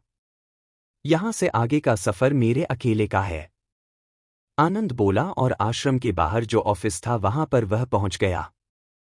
जी कहिए, क्या काम है आपको, किससे मिलना है? किसी का इलाज कराना है क्या? लिए क्या काम है? उस ऑफिस के रिसेप्शन पर बैठे लड़के ने कहा। मुझे किसी का इलाज नहीं कराना। मेरा नाम डॉक्टर आनंद राठौर है और मैं दिल्ली से आया हूं। यहां पर मेरी वाइफ रहती है नंदिता राठौर, मुझे उनसे मिलना है, आनंद ने कहा। तो उस लड़के ने एक नज़र आनंद को देखा और तुरंत फोन उठाकर नंबर डायल कर दिया जो सीधा स्वामी कार्तिकेय के कक्ष में लगाया था। हाँ कहिए, क्या बात है? कार्तिकेय स्वामी जी बोले। स्वामी जी यहाँ पर दिल्ली से एक सज्जन आए हैं, खुद को नंदिता दीदी का पति बता रहे हैं और उनसे मिलने की इजाजत चाह रहे हैं। पर नंदिता दीदी के बारे में जैसा हम सब लोग जानते हैं, इस तरीके से उन्हें इजाजत नहीं दे सकता था, इसलिए आपसे बात करना ठीक समझा। लड़का बोला। ठीक है, उन्हें वही सम्मान से बिठाइए और उनके जलपान का प्रबंध कीजिए, हम स्वयं आ रहे हैं उनसे मिलने के लिए, स्वामी जी बोले और कॉल कट कर दिया। आप यहाँ बैठिए, स्वामी जी आपसे मिलने आ रहे हैं, वही बताएंगे कि आपको कि नंदिता जी से मिलने दिया जाएगा या नहीं मिलने दिया जाएगा। लड़का बोला। ऐसे कैसे नहीं मिलने दिया जाएगा, वो मेरी वाइफ है और मुझे उससे मिलने से कोई नहीं रोक सकता, आनंद ने जोश में आकर कहा। प्लीज आप समझने की कोशिश कीजिए, गुरुजी आपको बिल्कुल मिलने की इजाजत देंगे, बस आपसे कुछ बात करना चाहते हैं। आप बैठिए, पानी चाय पानी वगैरह लीजिए, लड़के ने कहा और वहां पर खड़े दूसरे लड़के को आनंद के लिए चाय और नाश्ता लाने के लिए बोल दिया। आनंद बेचैनी से बार बार सामने के दरवाजे को देखता और अपनी हथेली मलता। नंदू प्लीज आओ ना सामने, बेताब हूं तुम्हें देखने को, आनंद मन ही मन बोला। करीब 10 मिनट बाद स्वामी कार्तिकेय जी ऑफिस में आ गए थे। उन्होंने एक नज़र आनंद पर डाली जो कि बेचैन और परेशान बार बार इधर उधर देख रहा था। स्वामी जी ने लड़के की तरफ देखा तो उसने आनंद की तरफ इशारा कर दिया। कार्तिकेय जी जाकर आनंद के सामने खड़े हो गए। आनंद ने स्वामी जी को देखा तो उठा और हाथ जोड़कर नमस्ते की। नमस्कार गुरुजी, मेरा नाम डॉक्टर आनंद राठौर है, मैं दिल्ली से आया हूं, यहाँ पर मेरी वाइफ नंदिता 5 महीने से रह रही है, मुझे उससे मिलना है और मैं उन्हें लेने आया हूं, आनंद ने कहा। आप डॉक्टर हो? स्वामी जी ने कहा। जी, दिल का डॉक्टर हूं, कार्डियक सर्जन, दिल्ली में मेरा हॉस्पिटल है, आनंद बोला। दिल के डॉक्टर हो और खुद की पत्नी के दिल को नहीं समझ सके, स्वामी जी व्यंग्य से बोले तो आनंद ने उनकी तरफ देखा। मतलब? आनंद ने कहा। बेटी की तरह है वो मेरी, और बेटियां पिता को बताए न बताए पर वो उनके हाव भाव देखकर समझ जाते हैं, स्वामी जी बोले। मैं, आनंद ने कहा। आप खुद डॉक्टर है, नंदिता के पति है और आपको अब तक नहीं पता है कि आपकी वाइफ को बहुत ही रेयर वाली हार्ट डिसीज है, स्वामी जी बोले। आनंद बस खामोशी से सुनता रहा। पति पत्नी दोनों एक कमरे में रहते हैं। कुछ भी नहीं छुपा होता उनका। आपकी पत्नी बीमार रहती है, टेस्ट कराती है और फिर घर छोड़ चली आती है क्योंकि उसे लगता है कि वो जीवित नहीं बचेगी और आपको पता ही नहीं चलता। दिल के डॉक्टर कभी सोचा है कहाँ कमी रह गई जो ये दूरी आ गई पति पत्नी के बीच, स्वामी जी बोले। आप बेटी मानते हैं न तो बिना उसके बताए मुझे ढूंढ सकने में सक्षम थे क्या आप? आनंद बोला तो स्वामी जी मुस्करा उठे। पति पत्नी एक साथ रहते हैं, एक कमरा एक बिस्तर शेयर करते हैं और हाँ सारी भावनाएं भी। पति और पत्नी के बीच में कुछ छुपा नहीं होता। इसका कारण यह नहीं होता कि पति या पत्नी दोनों के पास कोई दिव्य दृष्टि है जो वह एक दूसरे के मन के अंदर झांक कर एक दूसरे के बारे में पता कर लें। इसका कारण होता है उन दोनों का आपसी विश्वास और इसी विश्वास के दम पर पति पत्नी अपने बारे में हर कुछ अपने जीवनसाथी के साथ शेयर करते हैं, आनंद ने कहा। स्वामी जी खामोशी से बस सुनते रहे। मेरी जिंदगी का एक एक पन्ना नंदिता के सामने खुली किताब की तरह है। आप चाहें तो उससे पूछ सकते हैं। जो बात नहीं बताना चाहिए मैंने उसे वो भी बताई है। मेरा अतीत हो या मेरा वर्तमान सब कुछ नंदिता के सामने एकदम खुला हुआ है। फिर उसने मुझे इतनी बड़ी बात क्यों नहीं बताई? आनंद ने कहा। हो सकता है वह बताना चाहती हो पर आपने सुना नहीं हो, स्वामी जी ने कहा। जी बिल्कुल आपने ठीक कहा। नंदिता ने मुझे बताने की कोशिश जरूर की थी और यह बात भी सही है उस समय मैं बिजी था तो मैं उसकी बात नहीं सुन पाया पर इसका मतलब यह तो नहीं कि फिर वह मुझे कभी बताए ही ना, आनंद ने कहा। सिर्फ एक ही वजह तो नहीं होंगी उसके आने की, स्वामी जी बोले। नहीं हमारा झगड़ा हुआ था। उसके घर छोड़कर आने की वजह सिर्फ यह बात नहीं है आप नहीं जानते होंगे। पर पति पत्नी के बीच एक मामूली घरेलू झगड़ा ऐसा मुद्दा जिसे बैठकर सुलझाया जा सकता था पर नंदिता चली गई। और एक बात उससे नाराज हूं मैं भी पर फिर भी सिर्फ उसे दोष नहीं देता क्योंकि मैं भी बराबर का जिम्मेदार हूं। चाहे उसको समय पर न सुनना हो या वो झगड़ा हम दोनों की गलती है और इसके लिए मैं उसको दोष भी नहीं देता पर यूं छोड़कर चले आना गलत है। मैं मानता हूं कि परिस्थितियां कुछ ऐसी थी उसके मन में डर था कि मैं उसकी बीमारी के बारे में जानकर बर्दाश्त नहीं कर पाऊंगा और वह यहां आ गई। पर क्या मुझे छोड़कर आना मेरे लिए कम तकलीफदेह था? यह बात वह नहीं समझी पर आप तो समझ सकते हो स्वामी जी, आनंद बोला तो स्वामी जी ने मुस्कुराते हुए उसे देखा। वो एक गलतफहमी का शिकार हुई। उसे लगा कि मैं कमजोर हूं पर वो क्यों लगा आपको बताता हूं, आनंद ने कहा। स्वामी जी सब समझ रहे थे पर आनंद के प्यार को परखने की कोशिश कर रहे थे क्योंकि वह जानती थी कि मैं उसे हद से ज्यादा चाहता हूं। वह समझती थी कि उसकी बीमारी के बारे में जानकर शायद मैं बर्दाश्त ना कर पाऊं, शायद मुझे तकलीफ ज्यादा हो और इसीलिए वह छोड़कर चली आई। यहां वो इसीलिए डरी क्योंकि वो जानती थी कि मैं उसे बेहद चाहता हूं। आपको मैं गलत लग रहा हूं और मैं अपनी गलती स्वीकार करता हूं कि हाँ मुझे ध्यान देना चाहिए था। हाँ मुझे नंदिता की बात सुननी चाहिए था, उसे समय देना चाहिए था और उस दिन जब हमारा झगड़ा हुआ तब भी मुझे उसकी बात सुननी चाहिए थी। पर आप एक बार मेरी तरफ से सोचिए, आनंद बोला। स्वामी जी ने गहरी सांस ली। क्या नंदिता को इतनी सी बात पर छोड़कर चले आना चाहिए था? क्या नंदिता को एक बार मुझे अपनी बीमारी के बारे में नहीं बताना चाहिए था? क्या इस बच्चे पर सिर्फ नंदिता का अधिकार है? उसे नहीं बताना चाहिए था कि वह मां बनने वाली है? यह आने वाला बच्चा जितना उसका है उतना मेरा भी तो है, आनंद ने कहा। स्वामी जी ने आनंद के कंधे पर हाथ रखा।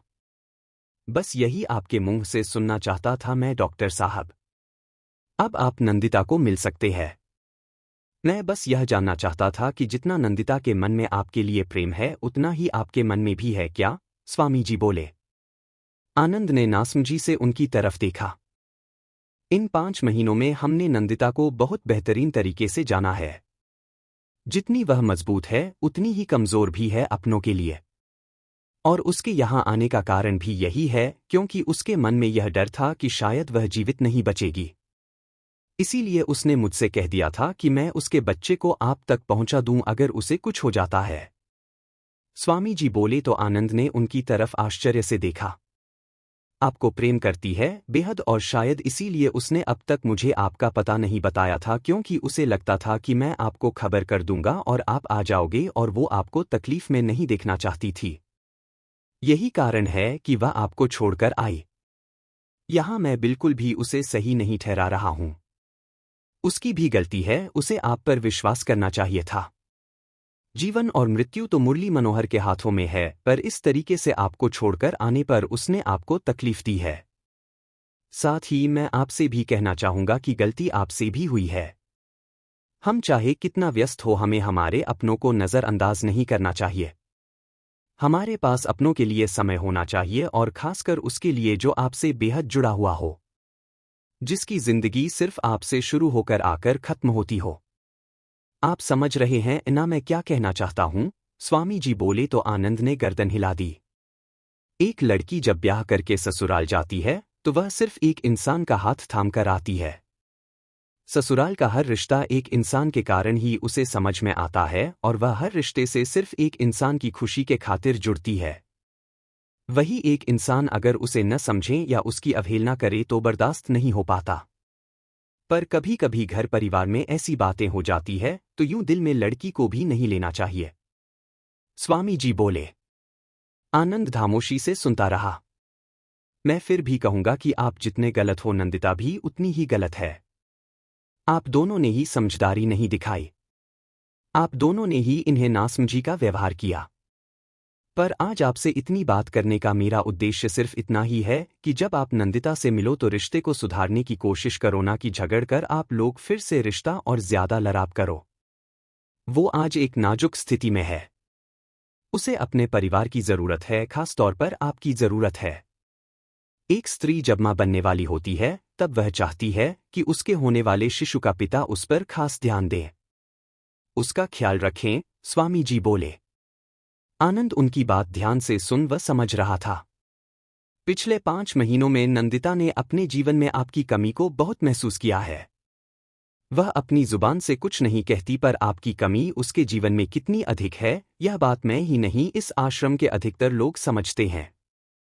इसीलिए कई बार मैंने उससे कहा कि वह अपने परिवार का पता दे दे, पर वही बात की कुछ नाराजगी आपसे और कुछ इस बात का डर भी कि आप क्या सोचोगे, क्या समझोगे, इसलिए उसने नहीं बताया।